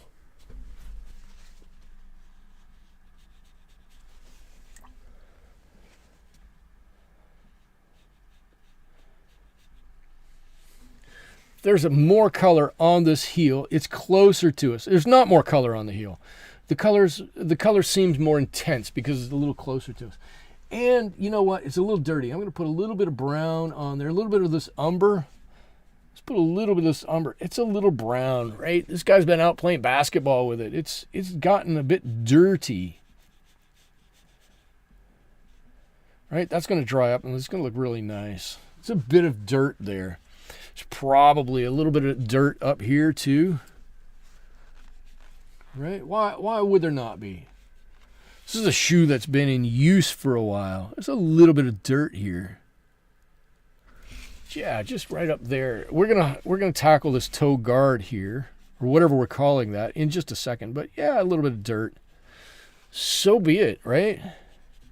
Dirt happens on shoes. All the time dirt happens. Shoot, maybe there's a... All right, look at that. I don't want to just put color all over this whole sole. I want it a little darker and a little darker. I want it to have a little bit of movement to it, right? A little darker, a little lighter, a little darker. That's purposeful. That is totally purposeful. Let's see, I'm going to come up here. There's probably some of this dirt on the toe up here too. I would imagine, right? There must be some dirt up here. You can't have a self-respecting sneaker without a little bit of dirt on it. Without a little bit. There's got to be some. I keep telling myself, there's got to be some dirt on this sneaker. Now all I can think of is that alien gangster going, can you go out and get some dirt on that sneaker? What do you mean you want some dirt on the sneaker? That sneaker's been up to no good. We got to dig up some dirt on him. No, it's a sneaker. It's supposed to be dirty. What? Sneakers are supposed to be dirty? How would I know that? I'm an alien. I don't know anything about sneakers. All right, I'm making stuff up at this point. Trying to have a little bit of fun. There you go. There's a little bit of dirt on the front of that. Looks good. We do have a nice big fat blue line that's going to have to go around there. This side over here, again, I'm imagining there's some dirt on here a little bit, right there, and some of this neutral tint over here. So I tell all these stories. I tell everybody. I always talk to myself when I'm painting, and I do this more or less to myself when I'm sitting here by myself, which is why it's better that you're all here and can listen to me as I paint. But do you all y'all like my stories as I paint along? I just looked at the numbers. I tell my stories, and now I've lost a few people who've been watching. Sorry, it's story time. Sorry about that. Yeah, a little bit of dirt up here. That can come out. That can totally come out there.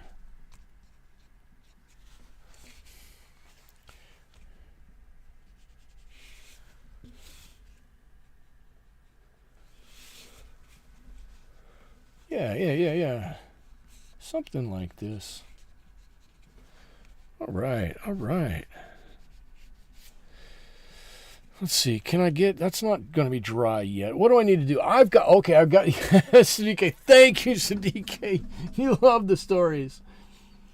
I'm probably the only one who makes up all these stories by myself. Everybody else... You go to anybody else's watercolor channel, and the whole channel is about... is about the paint and about the paper and about the brushes. And I want to talk about that too. But I think as a watercolor artist, that only tells part of the story. The other part of the story is what's going on in the painting. You need to tell that part of the story. If you don't tell that part of the story, you're missing out. Right? There's a lot that goes on behind the scenes here that not everybody sees. and it all wraps around all of the painting. You know what I'm going to do? I'm going to... Have you all heard the theory, I don't know if it's a conspiracy theory. It's not really a conspiracy. It's just kind of a guess that all of the Pixar movies are related. They all can go together. So Up, Toy Story, Wall-E, Toy Story, well, all the Toy Stories, of course, whatever the other Pixar movies are. There are all common threads that tie them to the same universe and tie them together. I'm going to do that with all of my paintings. There's a common thread that runs through all of them, and I'm going to find a story that links them all together, whether it kills me or not.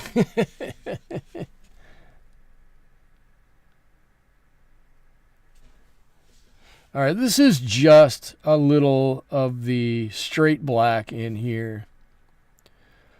A little of straight black. All right, these are deep, dark holes in here. We're going to put a little color, a little metal color on these little grommets here, but that's some deep, dark color. And I want to make sure that gets on there. I could have done it afterwards. I could have done it before words. that's not a thing. Before words. I could have done it when I did it, but I didn't. And so now I didn't tell my wife. My wife told me I really should not do this as a. Oh yeah, so Yoki says, yeah, the pizza companies, is it Pizza Planet, is the same. It crosses all of them, all of the Pixar movies. Yeah, there's this whole theory that the Pixar universe is one universe and all of this stuff takes place in that one universe. And quite frankly, it's fascinating if you ever take a deep dive into it. It really is pretty fascinating. I don't know who came up with it. I don't know how much they had to drink when they thought it up, or how they dug into it or whatnot. But it's fascinating, and somebody has spent a lot of time trying to figure it out, and they've come up with a pretty good story. And it does seem to all fit together on several layers. Okay, I told my wife my wife told me I should not have these floating in space, right? So drop shadow is not going to cut it. So I need to put these on something. So these are going to be sitting on a board or a shelf or a part of a floor or something like that. And I'm just going to drop in some color here, some very light color that we'll be able to put a shadow over top of when we need to do that. But in the short term, right, I'm going to put this on, and you won't think this is incorrect because this is floor color-ish, right? This is M-gram floor color, right? The official floor color mixture, which is burnt umber, yellow ochre, and a little bit of sepia, makes a wonderful floor color. That's not true. I just made that up. But that's what color our floor is here, or wherever they're sitting. Right? I just like I had to tell you I made up the floor color. Everything else I talked about tonight was completely, totally, utterly true, but the floor color was made up. Yeah. All right, maybe I'm getting a little loopy. Maybe I've been up a long time. I did get up at about 10 to 5 this morning. I don't know that really gives me an excuse for being loopy, but I'm going to take it anyways. I'm just trying to have fun. I have talks with my wife about this, live stream and whatnot. And I'm like, I don't know what to do, or I don't always know how to act. And my wife is like, well, and part of it used to be, I don't know if I'm going to be able to do a painting that anybody's going to like. My wife has always been, it doesn't matter. Do something that's enjoyable and fun. And if you have fun with it, other people have fun with it too. And I've kind of taken that to heart. In that when I do these, I have a fantastic time on our Wednesdays, and I hope it shows. I really hope it shows that I have a good time, and I hope that in my having a good time rubs off to all of you guys having a good time too. And I would hate to be somebody who comes on here and goes, well, this is a brush, and we're going to use this to put some paint on the paper, and by doing so, we'll be able to express a color in its most true fashion on a pure white background of cotton paper covered with sizing. Oh, my Lord, just shoot me. I can't imagine... I can't imagine anybody would want to hear that. My wife is correct. Thank you for backing her up. I'm not going to tell her. She'll probably see. I'm not going to tell her because then she'll be able to go, aha, I told you. And then I will be forced to say, yes, you were right again. I was wrong. She is right quite often. Quite often. And no, I'm not some jerk who won't give her any props for being right. I give her plenty of props for being right about a lot of things. All right, I believe I do. I guess we'd have to get her on her here and ask her about it. But I believe I do.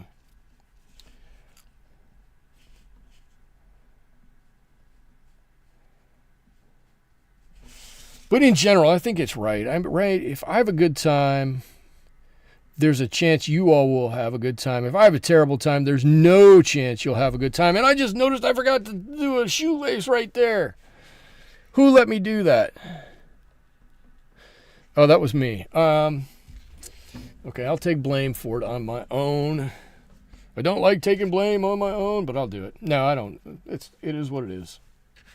Okay, cool. So I got some shoes on her now. They're sitting on... Actually, they do look like they're sitting on something, don't they? It's amazing. It's amazing what having something on there will do.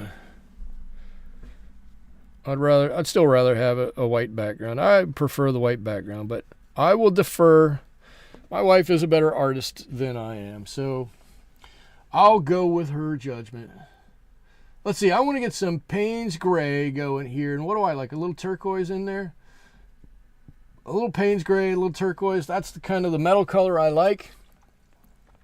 You really like the brown with the blue. The brown of the table or the shelf or the floor or whatever these things are on here. It's a good color, right? See, M. Graham, take a note. Floor color. I just invented a new color for you. It's called Floor. It's fantastic. It goes with a good pair of blue shoes. I almost said brown shoes. It doesn't go with brown shoes. It is brown. Oh man, now I gotta wait. Now I gotta wait a second. I can't get back to it. I can paint from the top. All right, I got a few areas here. Okay, so here's what we need to do. We need to get a little bit of our dark going again. So I'll take over my old blue section up here. A little ultramarine, a little bit of this cobalt. There's some sepia. There's a little... What's the other stuff I put in there? A little sepia, a little... Somebody help me out. I'm having a hard time. Neutral tint. I want to make sure this is dark enough in here so that my shadow area is different than my light area on top. I'm going to enhance my darkness here. I'm going to dial up, what do we call this? Dial up the intensity. There we go. Should probably do a little bit over here. I can probably do it. It's very dark. That shadow area back there is very dark.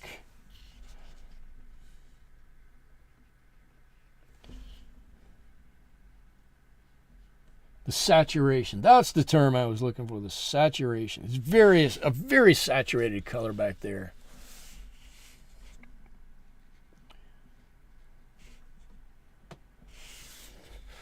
And I love that. I've got what looks like a little fold in here.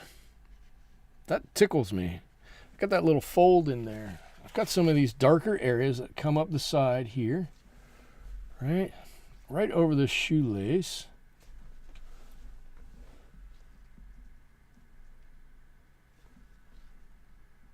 All right, push that shoelace back down that little bit.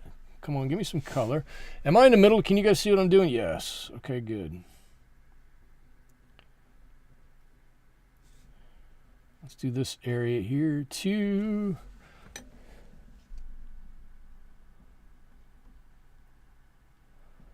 Right, and there's an area where those laces just kind of blend into nothingness as they go into that shoe. This is one of those areas where you can spend all night trying to figure out how to make that look exactly right. And it won't matter, because if you were to step back a foot and look at this, it would look exactly right. And it's only because, oh, don't do that. So many times we look at things so close up that we get a little goofed up with it. We don't want to get a little goofed up with it. We just don't.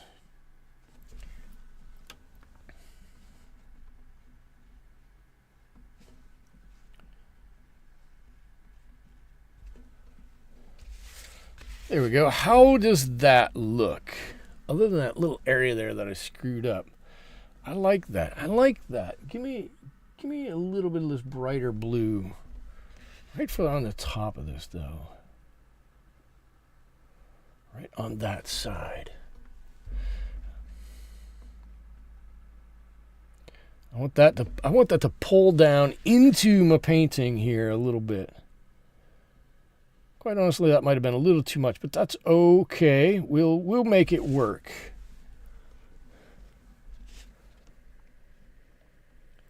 We'll make it. Well, that's one of those areas that if I never tell anybody that I think it's not quite right, nobody will ever know.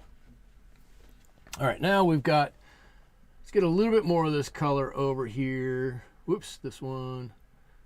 Let's put some of that in there. So I want to have a blue undertone to it. Cool, and now we can move.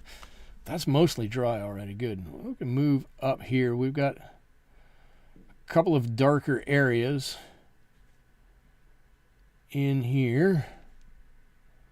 Let's put one there, and you know what? I'm going to make this whole area dark.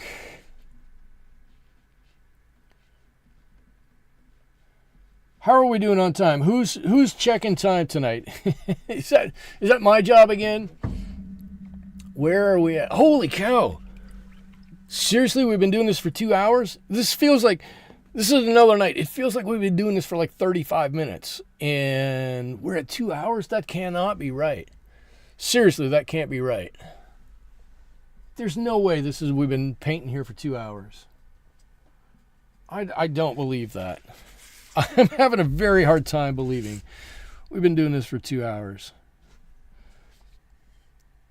But the clock says 2 hours. I'm shocked. I'm a little baffled. I'm going to say this might be the best 2 hours I've spent in a long time. It flew by. Yes. Thank you, Dwayne. My sentiments exactly. It did fly by. I don't know where it went to. I have no idea. I came out. This is what I think happened. I came out. I started looking at my painting. I talked about it for a couple of minutes. I mixed a few colors, and all of a sudden 2 hours are gone. Best I can figure. Who knew? All right, so we do have to, and I want this to be very light.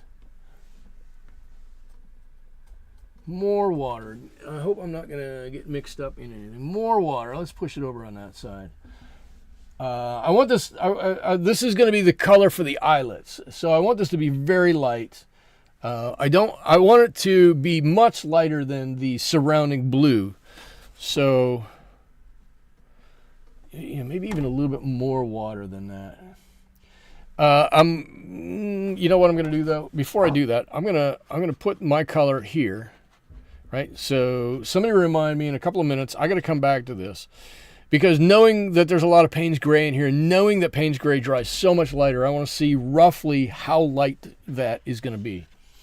So while we're waiting for that, I'm just going to do a couple extra little things around the sole here. All right, I'm going to kind of reset some of this edge in here. Just a little bit, and I'm hoping that didn't turn into a line. Why do you do that to me? Neutral tint, it dries so fast, and it leaves a tide line. That's all right. We'll figure it out. It's going to be all good. We'll figure it out. But I felt like I was losing a little bit of the sole here, a little bit of the edge of that sole, and I don't want to lose that. So I want to make sure that we get that here. Just a little bit, a little bit of that edge. And then we can, it doesn't need to be a whole lot, but something. There we go. And we do have to put a bit of a shadow down there. There we go. So that little bit just helped seat the edge of that sneaker into the ground there. That's all I want. It's just a tiny little bit of color. Just a tiny little bit. Doesn't need to be anything else. We do need to have a bit of a shadow. So shadow on this side. Gonna be a challenge for me. But we're gonna get it done. Leslie says, just checked back in after a while and it looks good. I like how you left the white line at the top of the shoe. Oh, up here? Yeah, the stitching is a little like that. To me, it's a little bright. It's probably going to go away. And now that you brought my attention to it, it's going to go away right now. It's just a little bright for me. But there needs to be a line up there. There you go. I think that's a little better. I've got that spot right there. I don't like that. I don't want that spot. That needs to go away. We'll make it go away with a little extra darkness. There we go. That'll be good. Yes. All right. Ooh, I think I'm ready for this. Let's go with this. And let's hope it's not too... Oh, yeah. So that's what it's going to dry like. This one right there. Hopefully.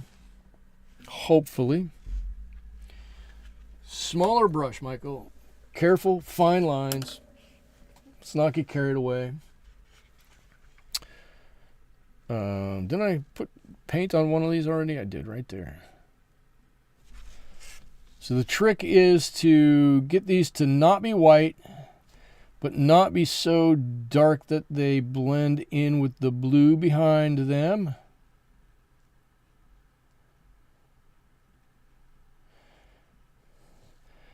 And I'm hoping, against hope, that Payne's gray is going to continue to dry light and give us a nice... kind of a metallic color. It doesn't need to be perfect.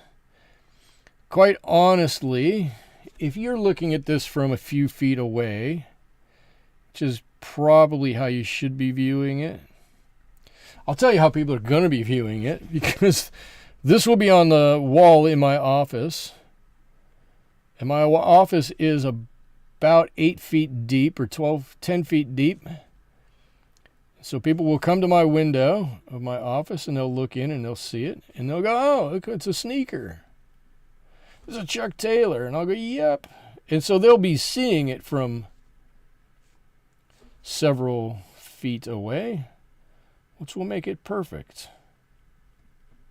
Which will make it very nice. I did have a little bit of run into a couple of these. I'm not going to sweat it. I'm not going to try to do anything to get it out. Right, I've got a little bit of blue right here that I'm kind of futzing with. If I can loosen it a little bit and smudge it, that's great. If I can't, I'm not going to sweat it too much. For me, my eyes aren't great. Leslie, you're going, no, I didn't take it away. I just took a little bit off. For me, this is one of the harder things for me to do. My eyesight isn't nearly as good as it was years ago, and these fiddly little bits are tough for me. So if I do this last and I use something that's very light, I can kind of get away with being a little loosey-goosey with where the lines are. If I don't go over that blue too much, it should still be okay. And if I don't go over the black too much so that it runs, I should still be okay. The black is being the eye of this a little bit. It should still be okay. So I think we're going to be all right with this. There we go. Almost all of our eyelets are painted. I got one over here that needs a little bit, and I got one over here that needs a little bit. And if you remember, when I say you, I mean me. If I remember right,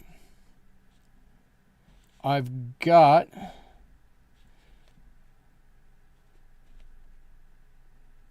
I've got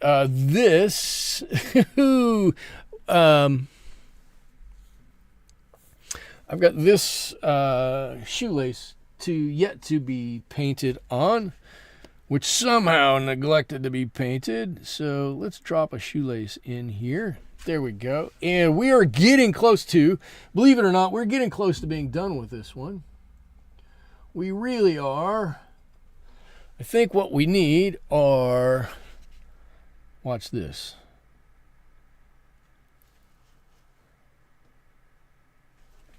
Some writing in there, and now I like doing this part. This is fun because somebody's going to see this from afar and they're going to go, is there really something written on there?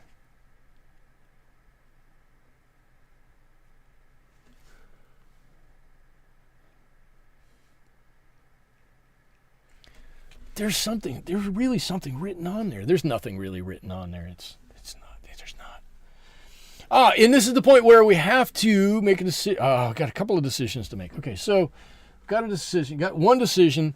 What do I do with the stitching? Because the shoe as it is now has no stitching on it. To me, it's kind of okay. I don't know how much stitching it really needs. But I'm thinking about it. I really think it's kind of okay that there's no stitching there, but I get that there should be stitching there. So I'm thinking, do I want to put stitching on these shoes? The real question is, if I put stitching on these shoes, would it add anything? Would there be anything gained by putting some stitching on this shoe? And I'm debating. I'm not convinced. I'm not convinced it would be the best use of anything to put that stitching on there, because the shoes have a cool look without it. Would they lend a little authenticity? Absolutely they would. Would they take away from anything? I don't really think so. But the opposite of that is, would they add anything to it? And again, I'm not sure that we're adding anything by putting it on there. And that got a little heavy.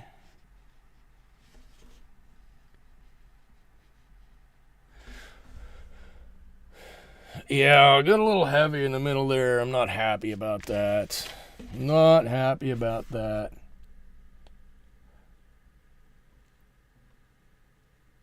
Is there anybody I can blame for that? Oh, no, just me. Just me. Just me and my fat fingers. I saw it was going to go too thick of a line weight there, and I didn't stop. I should have slowed down, and I didn't. And now I've got nobody to blame but myself. It's okay. I do like this blue line now. I do think that makes those shoes look a little bit cooler. I do think those make it look better. Now I'm going to do a little bit more. I'm going to keep right on adding to this. All right, a little bit more. If this leaves a bit of a hard line, I can deal with that. Right. So a little bit more there. Ooh, a little bit more on this bit of the sneaker. And I already know what's going to happen with this sneaker. I'm going to do this, and I'm going to look at this tonight, and I'm going to go, you know what, this is all right. I like this. This turned out great. And then I'm going to look at it a week from now, and I'm going to go, you know what I should have done? I should have taken this, and I should have done that, and I should have. And then I'll bring it home from my office, and I'll start to make a change or two. And then I'll go, did I need to do that? Okay, so I need to look right now. What do I need to do? What do I need to do to finish this up? Yes, I need a shadow in here somewhere. I desperately need a shadow in here, and that's okay to go with. So I do like the eyelets on here. Look, I think the color of the eyelets came out okay. Different than the color of the laces. A bit, just enough, really, and no more. And just different enough. Just different enough. Where can I put another bit of color in here? Here can differentiate this lace from that lace. I think I'm not going to go with I'm still thinking about it, but I'm thinking I'm not going to go with the stitching on here. Not that the stitching isn't an original bit, but I'm still having trouble figuring out if I gain anything by putting that stitching on, and I don't think I do. We have a pretty cool look. I'm just not convinced that putting the stitching on is really going to help us out in any way, shape, or form. But I'm open to discussion. If anybody wants to try to convince me otherwise, I'm gonna put on a few lines here, a few things that I think are gonna help this painting out, and give a few more depths, layers of depth here to our shoe painting. I don't want is for all of these bits of lace back here to get all intertangled and jumbled and look just like one gray mess. So my thought is I can put a couple of darker areas in here which will really help break these up, and it shouldn't affect the overall look of the painting. But if you do get that little bit closer, then you should go, oh yeah, yes, that lace goes to there, and that lace goes over, and that lace goes under. Artist discretion. I like artist discretion. That means I get to decide what I want to do, and if I don't want to do it, I don't have to. That will help the lace in front look forward. I like the look that we have here. So I'm going to look at the blue now. I'm looking at it up there, and I'm looking at it down here. And I think I want to add... I want to add a little bit more. Which I probably screwed up all of my blue over here anyways. But let's see, blue, and a little bit of this, and a little bit of that, and a little bit of this, and a little bit of that. I'm just trying to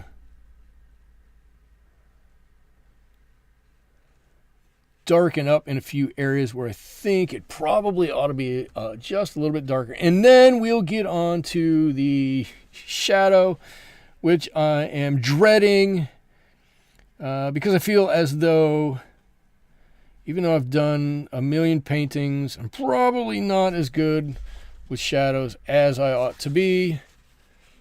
All right, I like that better. Already, I like that better.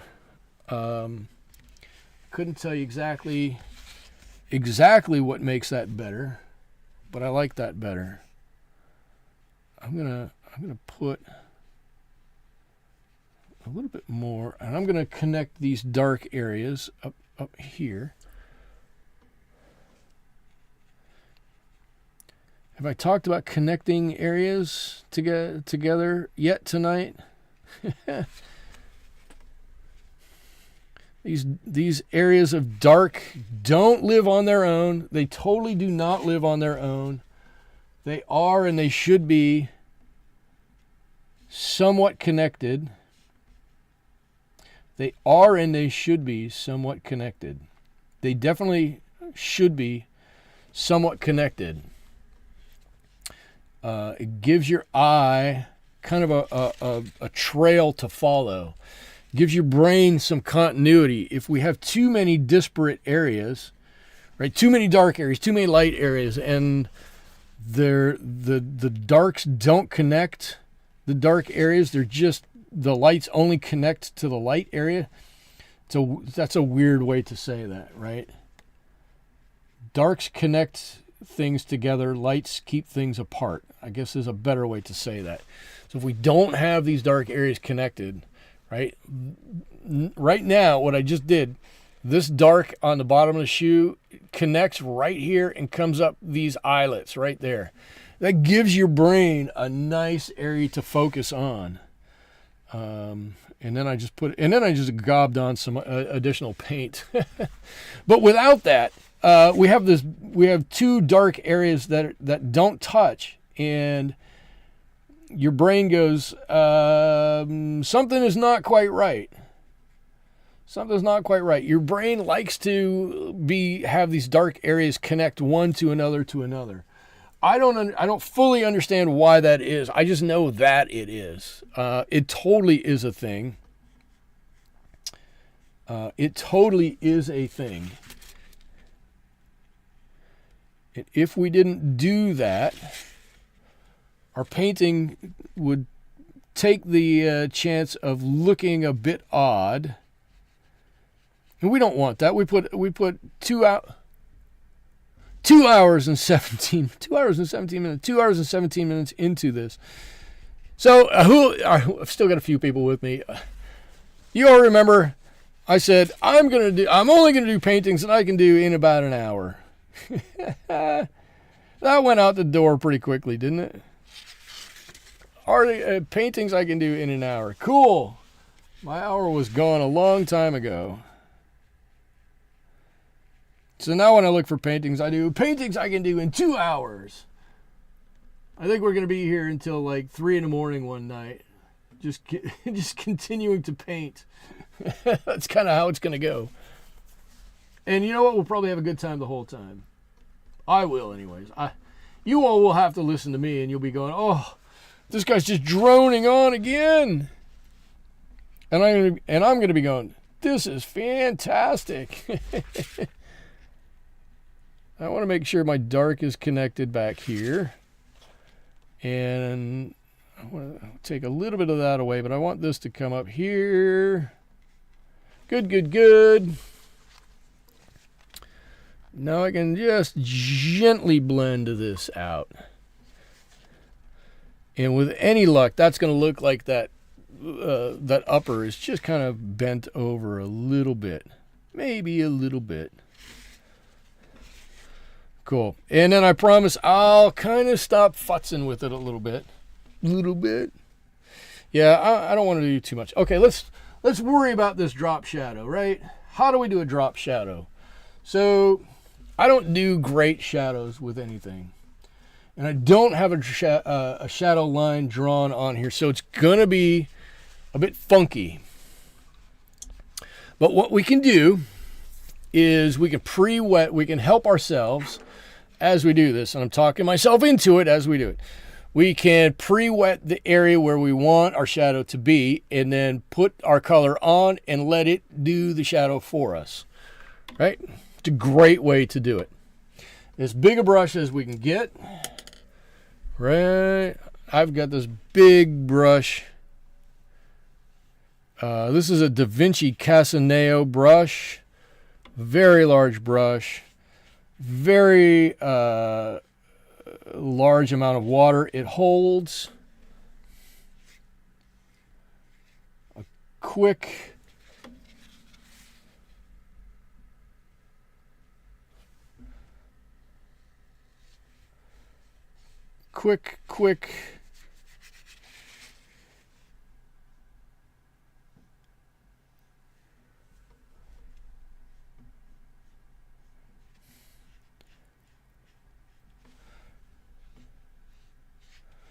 all right, come on, where's my shadow? Coming up here.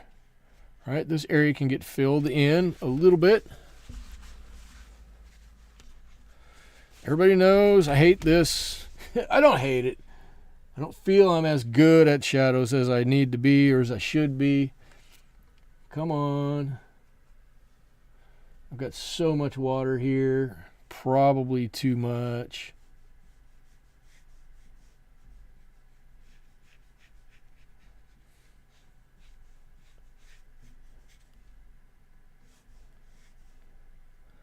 I just touched that in there. All right, there we go. That's okay on that side. A little bit of a shadow on this side.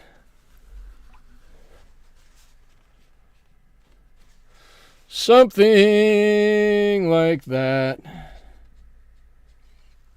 Look, y'all didn't know you were going to get a singing lesson today either, did you?